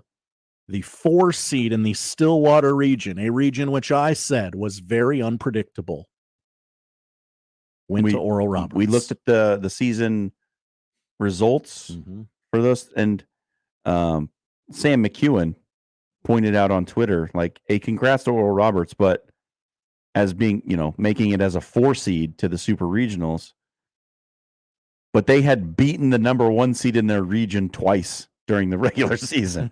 So yes, is it that big of an upset, really? Either way, Oral Roberts has won 21 games in a row. They haven't lost since April 22nd. Boo, they beat Omaha. Yeah, they did. Oral Roberts now travels to Eugene, and either Oral Roberts or Oregon will come to Omaha. That'll be interesting to see if the Golden Eagles can make the trek. What's the stat? The last 4 seed to make the last 4 seed in their regional to come to Omaha was Stony Brook. Yeah. Yep, the Seawolves. Yeah. Stony Brook was a team that I think Omaha wanted to adopt, but they kind of got drubbed in both of their games in Omaha and really didn't give us much hope. Nobody really had a lot of Stony Brook gear at the tents, because how could you? Yeah, how could you? And also, I think everyone kind of figured that they were going to and barbecue, but you got to pretend like you're going to win a game if you're going to be Omaha's underdog, okay? We have to actually believe that you can win. Yeah. It's got to be plausible. Because we don't want to look like fools. That was the same year that Akron made it, right? Stony Brook and Akron were the same year? I think so. Well, we just completely forget about Akron then, don't we? We do. I think that was the same series, Stony Brook and Akron. 2012? Kent State. That's who it was. You knew it was different Ohio school. A moderately known Ohio team. Okay. Well, mark it down as another erroneous report from me. Yeah, another fake news media, John Schreiner. Leads us to number 1. Who, I say, who had the biggest weekend? Make it so, number 1. Number 1.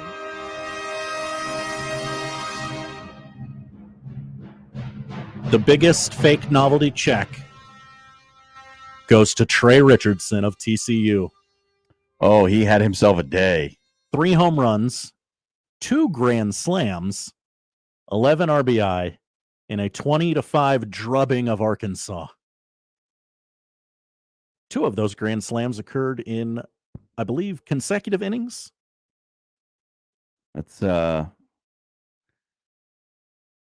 is one of those performances that, like, if you told me, like, hey, this guy, he drove in 11 runs in a game, I'd be like, no, he didn't. No, you misread wrong. that stat. He didn't do that. He went 5 of 6. He hit a grand slam in the first, and he hit a grand slam in the second. Yeah, so it was first 2 innings.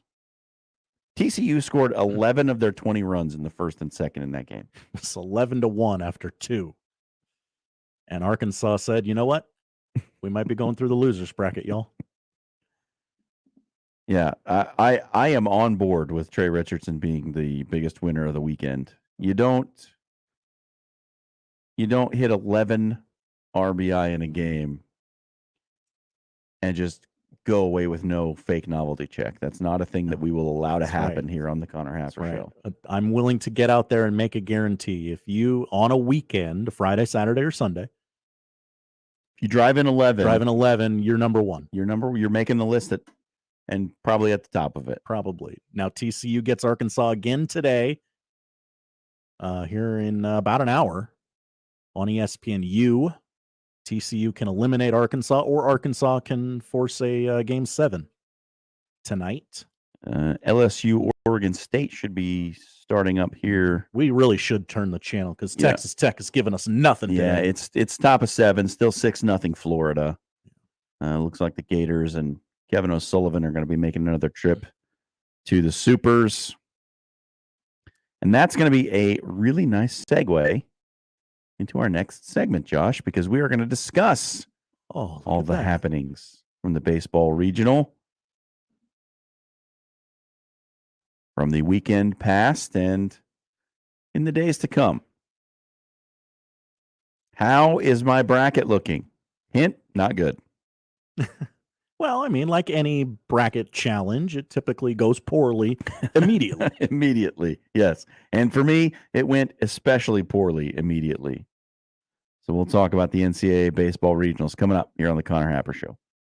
Live from the Host Coffee Studio, this is 1620 The Zone.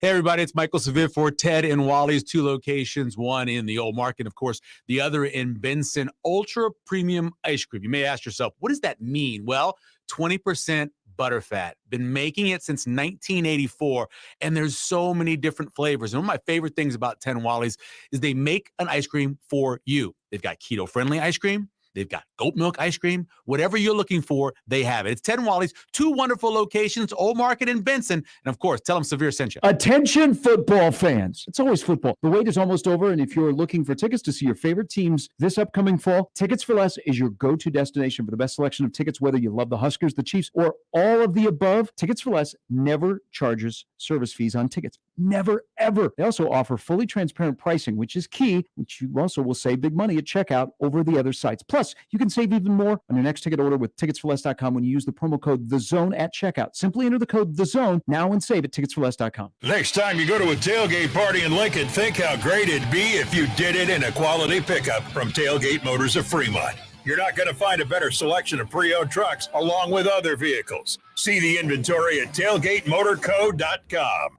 Fun fact, did you know gorillas burp when they're happy? Really? I'm glad humans don't have that issue, as it would create some awkward moments. David Ryan Osted here with Osted's Golf. Looking for your happiness on the course? Book your fitting appointment today with Osted's, the nation's top 100 fitter from Callaway, Ping, Mizuno, and Golf Digest. Why get fit? On average, golfers gain 19 yards off the tee and drop their handicap by 10%. Wow, results like that will make any golfer happy. Stop in today or book your appointment on Osteds.com. All burps will be taken as a compliment. Brent Rasmussen of Mortgage Specialists. You've decided to buy a house. Now what? You know, it doesn't matter if you're a first-time home buyer or a seasoned homeowner. The home buying process is not the same as ordering something from Amazon. The biggest trick is knowing how much you really can afford before the real house hunting can begin. I mean, really, really know. There's no time for guessing games, which is why talking with a mortgage professional like Mortgage Specialists first can make a difference. Some house hunting websites have calculators that'll give an estimate of the monthly payments, but they aren't really reliable. It's a better idea to get an accurate payment estimate using your own personal information. That's where Mortgage Specialists can help. Really, really help. Find out more when you subscribe to Mortgage Matters in Minutes on our YouTube channel. Just search Mortgage Specialists LLC. Click mtg-specialists.com. NMLS number 5918, Equal Housing Lender.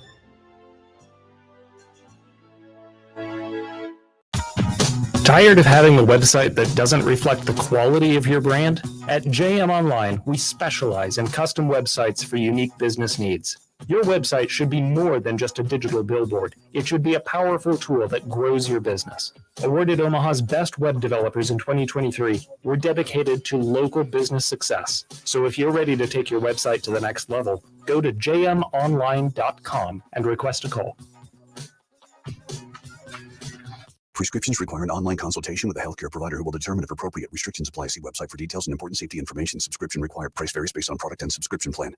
Hey guys, did you know there's a generic form of Viagra that works just the same, but is 95% cheaper? And you can get it online? Just go to 4hims.com/radio. Through Hims, you'll get a free medical consultation, discreet shipping if prescribed, a 100% online process, and trusted generic alternatives to the name brands at up to 95% off. That's right. Get generic for Viagra, the same active ingredient as brand name Viagra, but for 95% less. It's the same medication, still prescribed by a licensed medical provider, but with zero copay, no expensive appointments, and no awkward face-to-face conversations. To start your free online visit, you need to go to this exclusive address, 4hims.com/radio. That's 4hims.com/radio for your free online visit. FORHIMS.com/RADIO. Car repair is car repair. Most places you go can change your oil or fix your brakes. The difference is the experience you'll get at Omaha Car Care. We're part of the community. We were born here, and we believe that our relationship with you should be built to last. We're going to consult you, not sell you. We're going to give you a free loaner car. We're going to treat you like a valued friend that we want to continue to see in the years to come. I'm Rick Betker, owner of Omaha Car Care, and we'll be along for the ride. Tickets for less. Best seats, best prices, no per-ticket fees. Ticketsforless.com. KOZ and Bellevue, Omaha, Council Bluffs. This is 1620 The Zone.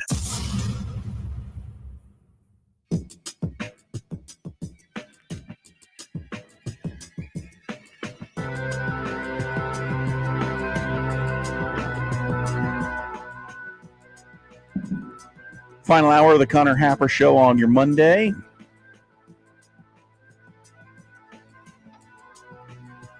Weather report. Spotty showers and storms are starting to pop up again in northeast Nebraska, and that trend will continue into the afternoon. Oh. So if you didn't get your mowing done over the weekend, like I did, today might not be your day either. Softball update, if I may. You may. Bottom of the sixth, Stanford had 2 on with nobody out.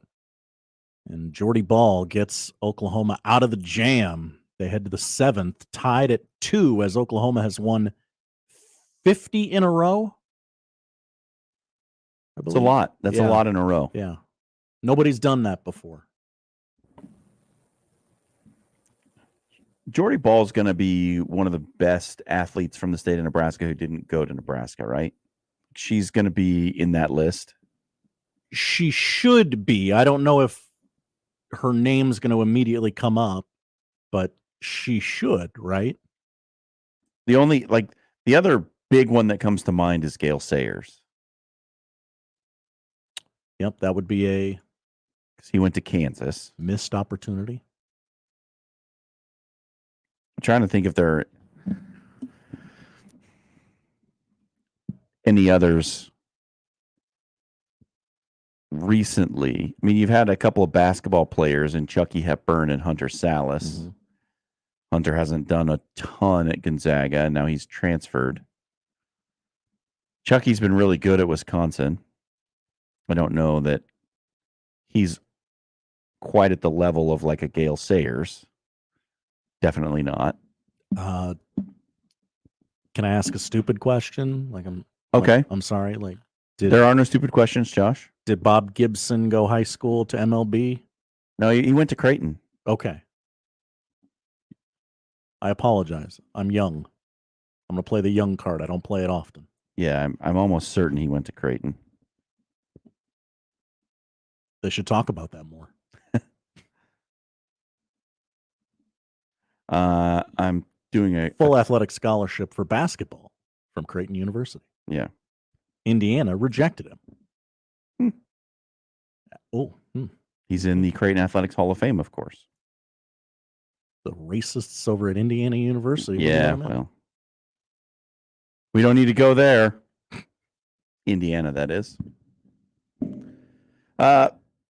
Promise you we talk about some college baseball. You want to know who's coming to Omaha. We want to know who's coming to Omaha. Everybody wants to know who's coming to Omaha. If you were paying attention this weekend and you like baseball games where lots of runs are scored, you were having a good time. If you like pitchers' duels, you were probably not. I did this. Connor Happer is the spreadsheet guy. He is. I didn't make a spreadsheet, but I did do some counting. Hands and toes? It took that. On Friday, 15 teams scored 10 or more runs in a game. 15? On Friday alone. Wow. On Saturday. Friday should have been the day where you got your best guy out there. Yeah. Okay. Wow. On Saturday, 14 teams scored 10 or more runs. And also on Sunday, 14 teams scored 10 or more runs. 43 times a team scored 10 or more runs in 3 days of baseball. And 2 times a team scored 20 or more. TCU, we already told you about. They scored 20 against Arkansas. So if you like runs, this has been the tournament for you. Runs make the games go quicker, right? They don't. Ah, damn. But they are entertaining. Yeah, they are. And then the stat from John Bishop that I saw, he's good, was that of teams that hit 10 home runs over the weekend, all of them went 2-2 and were eliminated. And the teams that hit 0 home runs over the weekend all went 0-2. So don't hit too many home runs, but also hit some. Hit some. Hit a nice moderate amount of home runs. Checking in on, I told you I did the D1 baseball bracket challenge and kind of gave you the breakdown of who I thought was getting to Omaha. Well, that went poorly. I had Vanderbilt as the national champion. I trusted Tim Corbin and the Vanderbilt Commodores to get it done. Well, I was about to interject and go, "Oh, John, how poorly could it have gone?" Pretty poorly. Yeah, that's pretty bad. That'd be like picking Arizona to win the national championship. Oops. Who would do such a thing? Oops. I did in basketball. You were not alone in that, however. No, I wasn't. So the teams I had Wake Forest, they stomped through their regional. Yeah, that might be good. Cal State Fullerton, nope. Didn't make the regional final. LSU, they're still alive. They're playing Oregon State right now, actually. Yeah. That game's in the bottom of the first. If LSU wins, they're off to the Supers. Then I also had Auburn, who went 0-2. Ooh. Didn't even win a game. So my bracket 1 for the College World Series, 50% eliminated. Bracket 2, I had Texas Tech. Looks like they're going home. They're down 6-0, top of the 8th. Yeah, they're about 6 outs from home there. I had East Carolina. They're eliminated. I had East Carolina and Omaha as well. I had Vanderbilt. Yep. They're out. And TCU. And if TCU beats Arkansas today at 2, they will be on to the Super Regional. But there's no guarantee there, obviously. But Well, TCU only needs 1. Arkansas would have to win twice. TCU would play Indiana State in the Supers. I mean, you got to like their chances there. You'd think. But we're on the verge of 3 of the 4 teams in bracket 2 for my predictions being eliminated. What is the lesson to learn here? Well, the lesson for me is this is why I don't bet on sports, people. Okay. Okay. I'm actually kind of bad at it when it comes to fade John Schreiner. Yeah. My picks are usually not great. So with the NCAA basketball tournament, I'm usually really bad at it. Now, last year, my ESPN bracket, I was in like the 99.5 percentile for the 2021 tournament. Did really well. Never happen again. But I give the excuse like, oh, I'm involved in broadcasting college sports, peripherally involved with a college team. I just don't think it would be appropriate. Also, I lose a lot. So I don't do it. So don't follow me for betting picks. I'm not that guy. But the teams that have advanced to Super Regionals, to give you a rundown of that,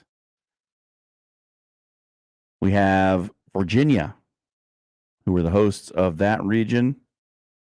They went 3-0. Tennessee, they're through to the Supers. They went 3-0. South Carolina, 3-0. Texas took care of Miami in that region as the 2 seed. In Coral Gables, they're through. Told you that'd be one to watch. Yep. Oregon, as we mentioned already. Oral Roberts, Indiana State. Wake Forest, who was the number 1 overall seed. Listen to the scores for Wake Forest in this regional. Oh, okay. Wake Forest 12, George Mason 1. Wake Forest 21, Maryland 6. That's a football score. Wake Forest 15, George Mason 1.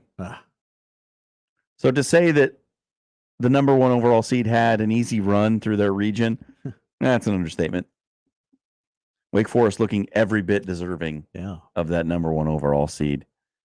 And then there were some pretty big upsets as well. We talked about Auburn being eliminated. They went 0-2. Vanderbilt was eliminated. Yeah, 5 top 16 seeds are 5 of the out. national seeds gone. Just like basketball, you know there's going to be some upsets in the tournament each year. You just don't know where they're going to come from. And so it started me down a line of thinking of like, we love tournaments so much. That's why the college football playoff is so appealing. We just love tournaments. We love the do or die, win or go home nature of tournament play. Instant stakes. It's why we have playoffs in all of our North American sports, rather than the European model of you play the season and whoever has the most points, that's the champion. Nope, I don't like that. Which is probably the more fair way to conclude the winner of your league. Whoever had the most consistent performances across a number of games for the season, like they were the best team. They played everybody, like the Premier League in soccer, for instance. Everybody plays everybody twice. Whoever's got the most points at the end of the season, they're the champs. Incredibly fair. You play them at home, you play them on the road. It's also not as exciting.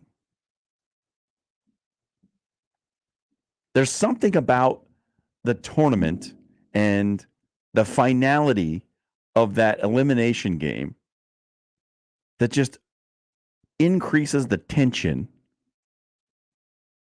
and the drama of the whole thing. And that's why we watch sports, is for the drama. Like, yes, we like the athletic feats of greatness, and it's the drama. That's why you watch it. It's why when there's a blowout in the Super Bowl, you go, this is a bad Super Bowl. Somebody won a championship. It's why you turned off Georgia TCU. It's exactly right. You're watching it for the dramatic finish, the moments of game-changing play. You want to see a game turn on its ear at the last second. That's the exciting thing. When you look through these are the greatest games in this sport of the last 50 years. They're all like last-second winners, home run in the bottom of the ninth with 2 outs, a field goal went through, bounced off the goalpost with no time remaining. Like, those are all the greatest games. The scores were close, and there was a finality to it. Somebody won the title, and somebody didn't. And rarely in that European model of play do you get that, because it's pretty rare that the team who's in first place and the team who's in second place play each other on the final day. It happens not very often.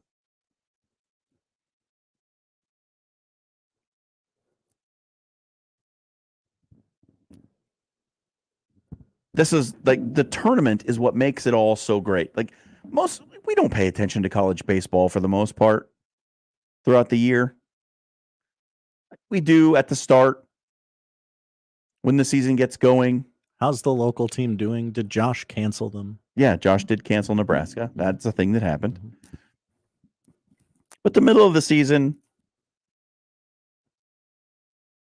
everyone's kind of peripherally aware that college baseball's going on. You're doing other things. Kids are getting out of school, planning your summer vacation. And then the tournament starts. And somebody's season's going to end today. The drama comes in, and that's why we start to love it. And then, I'm all about Rider baseball. Absolutely. Now I'm a huge fan of East Carolina. Can I name one player on East Carolina's baseball team? I cannot. I wanted them to be in Omaha because I'm aware that they celebrate and they're cocky and they're entertaining.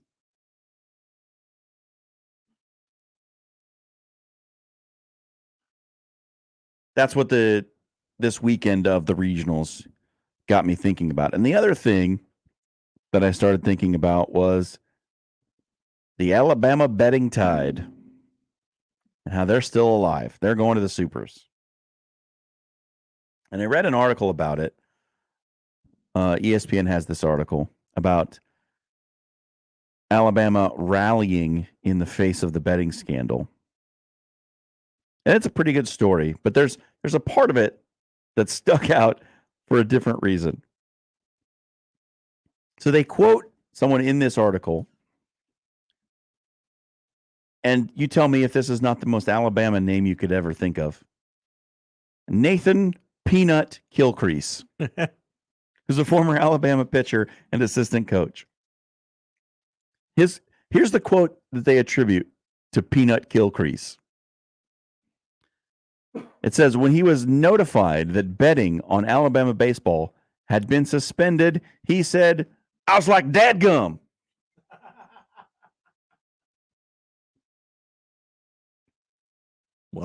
All right. That's the quote that is attributed to Peanut Gilcrease. I was like dadgum. All right. So what are the things that will make a person from the state of Alabama say, I was like dadgum? Top 5 things people from Alabama say dadgum about. That's your top 5 tomorrow, There we Josh. go. Oh, I had a good time. I laughed heartily when I read that part of the article. Oh, breaking news sounder. From the University of Nebraska Athletic Department on volleyball day in the state of Nebraska. Is this the concert announcement? At Memorial Stadium, where 91,000 people will attend. The musical act has been named, so I guess we're doing this. It is former American Idol, Scotty McCreery. Oh, are you kidding me? I kid you not, my friend. Scotty McCreery. Dude. You can buy standing room only tickets right now at Huskers.com. Well, for all of you who bought the tickets hoping for a big national music act, you got it. You got it. Is there an American? I'm sure there is, but is there an American Idol that did less with their music career than Scotty McCreery? Oh, I can guarantee that. I'm sure there are.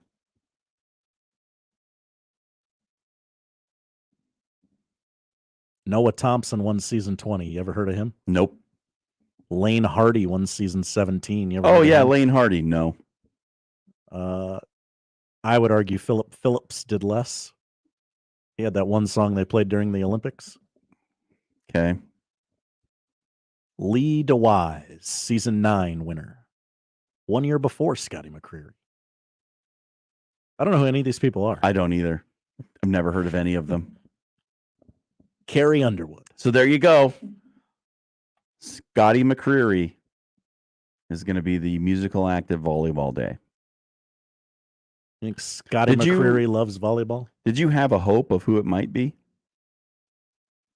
Well, once they sold all the tickets, I thought we would just kind of not do the concert. We just kind of, well, we don't need that. We sold them. They're coming for the volleyball. Yep. My question is, like, how many of those tickets were bought by real people and how many were bought by ticket brokers? Will there actually be 91,000 people in there? My guess is no. I mean, probably not. There will be a lot of people there. There will be a lot. I know plenty of people who were cursing at their computer screens trying to buy the tickets. Mm-hmm. But Scotty McCreery, that's the guy, huh? That's our guy. We couldn't drag the Gin Blossoms out of retirement or something? What an odd reference. Yeah, it's just an obscure band. First one that came to mind. Blessed Union of Souls. You remember that one? I do. She likes me for me. And now we've reached the part of the show where we name random bands from the 90s. Guys naming dudes. Music edition. That is, I have to say, it's a pretty big letdown. I mean, I don't know what I was actually expecting. I, for one, endorse all things put on by the University of Nebraska at Lincoln. They've never failed. I mean, we had Nelly performing at a Nighthawks game. Nelly's People don't significantly forget. bigger than Scotty McCreery.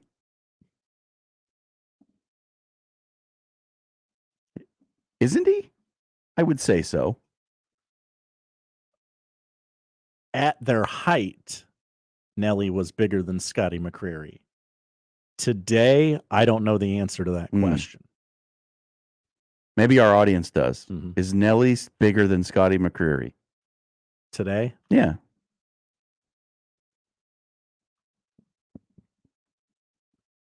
There you have. That's the announcement everyone's been waiting for. Fun fact, I don't know how to spell Scotty McCreery. McCreery. Scotty with a Y, too. Okay. It's a choice. Sorry, I'm of an age where I spell Scotty, I-E, like Scottie Pippen. Scotty doesn't know.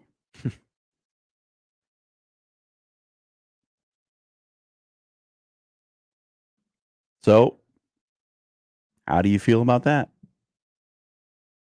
You ready to see Scotty? Oh, Brian on the YouTube stream helping us out. This is the real information. Thank you, Brian. Scotty opened for Brooks and Dunn on Friday at CHI. So he's just going to hang out here until the fall? He's just going to get an apartment in Omaha? I would love that if they just did. If they rebooted Tommy Lee Goes to College, but it's Scotty Goes to College.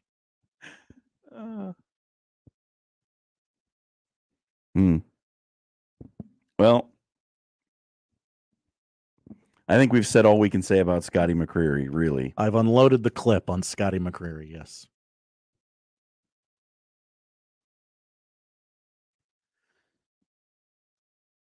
Back to baseball, shall we? Back. The other interesting stat from the weekend, and this one came to me from the Sickos Committee Twitter account, which is it's good. A great follow. If you don't follow them, they're absolutely hilarious. The guys that run that account. Iowa hit more batters, 10, in one day than they had passing touchdowns in an entire football season. 7. What? And that is quite the statistic. They plunked more guys in a day than they did forward passes for a touchdown? Yes. Huh. And Brian Ferentz still has a job. Does the baseball team have to score 25 points per game? Wow. The Iowa baseball team hit 10 batters in a day, which is that's quite a few in itself. That's a lot. That's a lot. Yeah. The 7 Probably passing why they're not playing touchdowns today. is not a lot. Famously. Bottom of the 8th in Gainesville, still 6-0 Florida. It's only the bottom of the 8th? I know, this game's going really slow. It started at 11 o'clock. College baseball is supposed to be done in 2 hours. It was the top of the 8th like half an hour ago. Yeah. We're past the 2.5 hour mark for this game which now. is fine. We were going to extras in Oklahoma You know City. they're going to be 3 hours when they get to Omaha. Oh, at least. Yeah, that's what happens. But that was the Iowa stat also made me laugh over the weekend because that's what we do here. We laugh at Iowa. It's a good lane we've carved out for ourselves. All right. Let's take a break. We'll come back. Update the polls. We'll tell you what to watch. Yeah, we'll update the polls. We'll tell you what to watch, and we'll get ready for the crossover here on the Connor Happer Show. Your Omaha area forecast presented by Funplex Water Park and Rides from the KETV Newswatch 7 Weather Center on 1620 The Zone. Mostly sunny for your Monday afternoon with a few clouds possible later on. Also seeing a 20% chance for very spotty showers and storms this afternoon after 2 p.m. High today, warm near 88, though not quite as humid. Mostly clear to partly cloudy skies tonight. Drier with a low near 64. I'm meteorologist Caitlin Harvey with KETV Newswatch 7. Shop Woodhouse Buick GMC first and experience the difference. You don't need to know any more because it says it right there. If you stop at Woodhouse Buick GMC at 119th and I, you're going to see a large array of new and pre-owned inventory. You're looking for a car, an SUV, a stylish SUV that fits the family, or that capable light-duty pickup truck, or go big or go home. You can find it all at 119th and I, or online at WoodhouseBuickGMC.com. Now, you never purchased a vehicle online? They make it really, really easy to take care of you, and all of the same inventory in person is online. Check them out in person, 119th 119th and I, Woodhouse Buick GMC, or online at woodhousebuickgmc.com. GMC, we are professional grade. Duck Defense Midwest makes your home healthier and improves the life of your HVAC system. So improve the health of your home and everyone in it. Go to cleanairradio.com for a special duct cleaning offer for Zone listeners. That's cleanairradio.com. Hey everybody, it's Michael Schaefer for Ted and Wally's, 2 locations, one in the Old Market and in Benson. What goes better after a wonderful meal? Say you're in Benson looking for a great place to eat.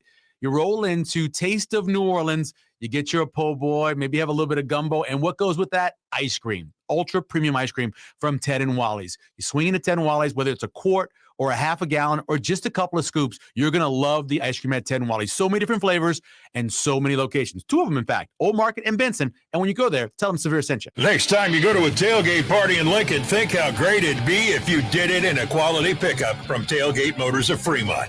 You're not going to find a better selection of pre-owned trucks along with other vehicles. See the inventory at tailgatemotorco.com. How powerful is Cox Fiber?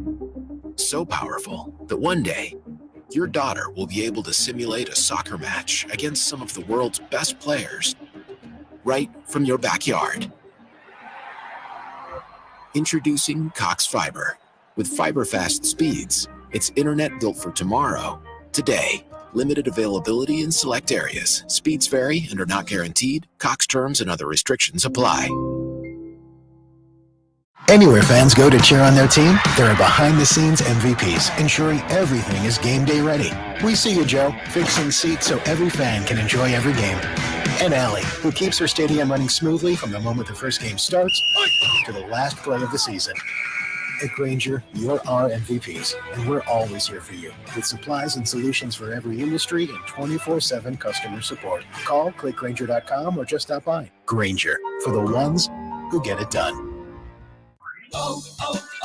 O'Reilly. Protect your engine against sludge and wear with a synthetic oil change. O'Reilly Auto Parts has 5 quarts of Mobil 1 full synthetic motor oil for $35.95, plus get 2 times over rewards points. Our professional parts people can recommend the supplies you need, including a filter, funnel, shop towels, drain pan, and more. Stop by O'Reilly Auto Parts or visit O'ReillyAuto.com. O'Reilly Auto Parts. Hey everyone, Josh Peterson here for my friends at Kugler Vision. Let us talk about the 3 most surprising things about modern LASIK at Kugler Vision. The first, how fast that LASIK procedure is. With Kugler Vision's leading edge technology, we're talking just a few minutes per eye. Incredibly speedy. And how about this for number 2, how comfortable the procedure is. So often from their patients, they hear, wait, that's it? It's over? They make sure that you are relaxed and comfortable, as well as knowing exactly what is happening. And this, for number 3, how quickly you can get back to normal life. Patients typically drive themselves to Kugler Vision the very next day for their follow-up visit. So you're back in action less than 24 hours later. Kugler Vision right now, they have special pre-summer savings on modern LASIK or any of their other advanced vision correction procedures. If you've ever thought about fixing your bad vision, the Kugler Vision Eye Analysis is your first step. Do so today. Schedule one online at KuglerVision.com. My friend and I are taking a trip to Mexico this year, but neither of us speak Spanish. So we downloaded Babbel and started learning Spanish fast. Want to start getting conversational in another language in as little as 3 weeks? Babbel's quick 10-minute lessons were designed by language experts to be the most efficient and effective way to learn a new language. ¿Cómo te llamas? ¿Cómo te llamas? ¿De dónde eres? ¿De dónde eres? Babbel's interactive lessons are created by real language teachers and voiced by real native speakers using a modern conversation-based method. So in no time, you can start speaking confidently about real-life topics in another language. Nosotras vamos a México en 2 días y ahora hablamos español. Gracias, Babbel. Sí, muchas gracias. Babbel, language for life. Celebrating 10 million subscriptions sold. Now try Babbel for free at Babbel.com. Just go to Babbel.com and start learning a new language today. That's Babbel.com. Babbel.com. Gary Sharp here for Templeton Rye, a whiskey for the strong-spirited. Excitement is in the air. The College Baseball Championship returns to Omaha, and you know what? Fans are going to come from all around, and you can celebrate this year with Templeton Rye, whiskey for the strong-spirited. They've got 4-year, 6-year, 10-year reserve. This whiskey is a home run all around.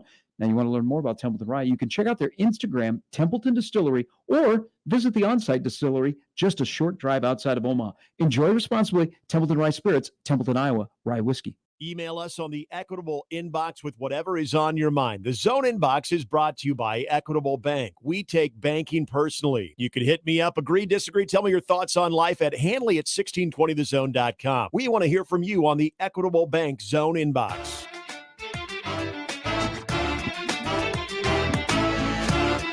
Final segment of the Connor Happer Show for your Monday. In case you missed the big announcement last hour, Ruben Studdard was unavailable, so Nebraska's having Scotty McCreery play at Volleyball Day. Can't wait to hear the promo for it. Scotty McCreery.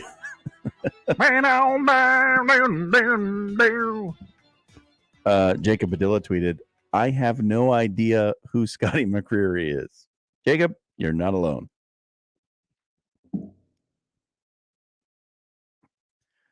That's what we're getting. That's what you're getting. All right, let's go, Josh, to the polls. What poll questions did we generate on this edition of the show? We have, does the new Indiana Jones look good? That's a no from me. It's a no from me as well. The audience deadlocked 50-50 right now. Okay. On the new Indiana Jones. All right. Do you want to sit in an air-conditioned theater, shovel popcorn into your mouth, and maybe watch Tom Cruise die on screen? No, I don't. Oh. I don't want to watch Tom Cruise on screen. That's why that's a no from me. I do, and 75% of the audience agrees with me. So it was like the Tom Cruise Scientology stuff, like when that really got out there, I just can't see him as anything except a crazy person. So whenever he's on screen, I'm just like, that's a crazy person. It totally suspends all the disbelief that's needed to enjoy the film that he's in. It's a crazy person jumping out of that plane. Have you rewatched Tiger King? Yeah, that was a no. Big time no from me. 93.5% of the audience said no. That's unanimous because some people are just voting the opposite way for reasons. Most voted on poll question of the day right here. Are you going to pre-order the NCAA football video game when the time comes? I told you this was going to generate responses, and it's a yes from me. 53% of the audience said yes. I thought it'd be a little more lopsided than that. Are state symbols stupid? Yes, they are. 58% of the audience agrees. Yes. Thank you. Thank you very much, audience. Have you ever needed to use the restroom so badly that you required a wheelchair like Paul Pierce that one time? No. The answer is no. The answer is no. 77% of the audience agrees. And finally, is Nelly bigger than Scotty McCreery? Yes, I would say yes. Early returns. This is on a trajectory to be the most voted on poll question of the day, but it's not there yet. 89% of the audience says yes, Nelly is bigger than Scotty McCreery. Yeah, I think that's also near unanimity there. So thank you all for voting in the poll questions. You'll have one more day of stupid poll questions generated from my commentary. That's tomorrow. Connor will be back on Wednesday. All right, Josh, what in the world are we supposed to watch tonight? Well, we got a lot of college baseball. 5 Game 7s today at least. Florida has beaten Texas Tech. That was a Game 7, right?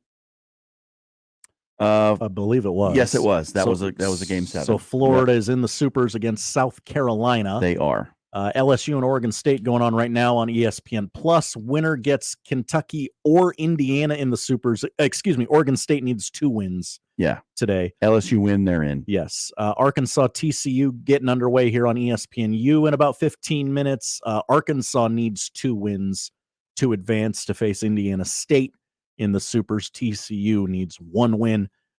These are all elimination games after that. Penn versus Southern Miss, 2:00 on ESPN Plus. Winner gets Tennessee. How about the Quakers, huh? Showing a little life here. Coastal Carolina and Duke, 5:00 on ESPN Plus. Winner gets Virginia in the Supers. Kentucky, Indiana, 5:00 ESPN Plus. Stanford A&M, your nightcap, 8:00 on ESPN Plus. Winner gets Texas in the Super Regionals. Baseball tonight. I'm going to tell you something, and you're going to go, no, Josh, you must have gotten that wrong. But it is correct. The Royals and the Marlins are on FS1 tonight at 5:40. What? Not local Bally's, FS1. This is a contractual obligation, right? I think so. This feels like every very, team has to get on. So Kansas City was playing Florida, and they're like, that's the one. It feels very Jags Titans.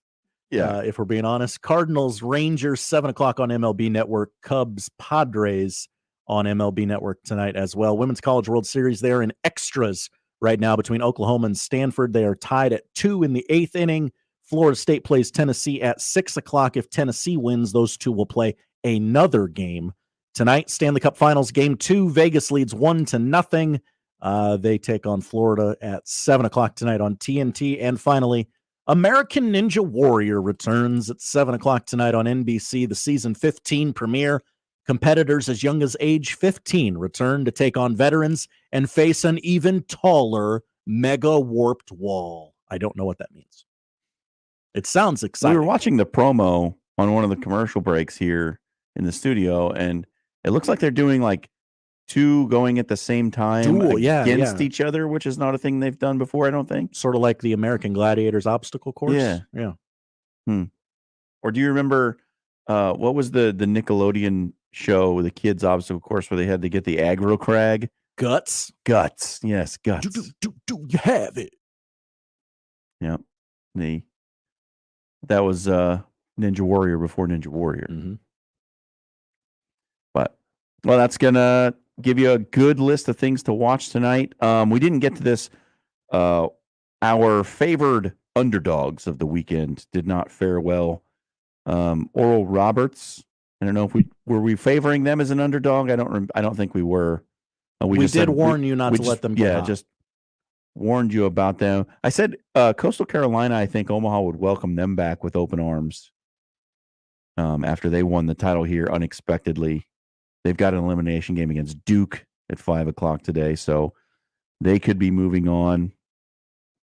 And then Indiana State, I think, would be one of those. It's an old Valley team, so it's a school that people from Omaha are at least peripherally familiar with. I'm curious if Omaha would be friendly to them. Not that they'd be mean to any team that made it to the College World Series, but would Omaha adopt them as the little guy like the city normally does, with them being a former Valley team and going up against Creighton so many times? But I think from a like an economic impact perspective, getting LSU and Texas to Omaha would be great. So if you're wondering who to root for, I think you want a good mix of the teams that travel well and some teams that you can get behind as underdogs. And maybe Coastal Carolina is in that bunch. The Penn Quakers would be fun to get them out here. They will not bring any fans, I don't think. Maybe like the parents of the players might show up, and that'll probably be it. But didn't Joe Biden go to Penn? I don't know. Stick to sports, Josh.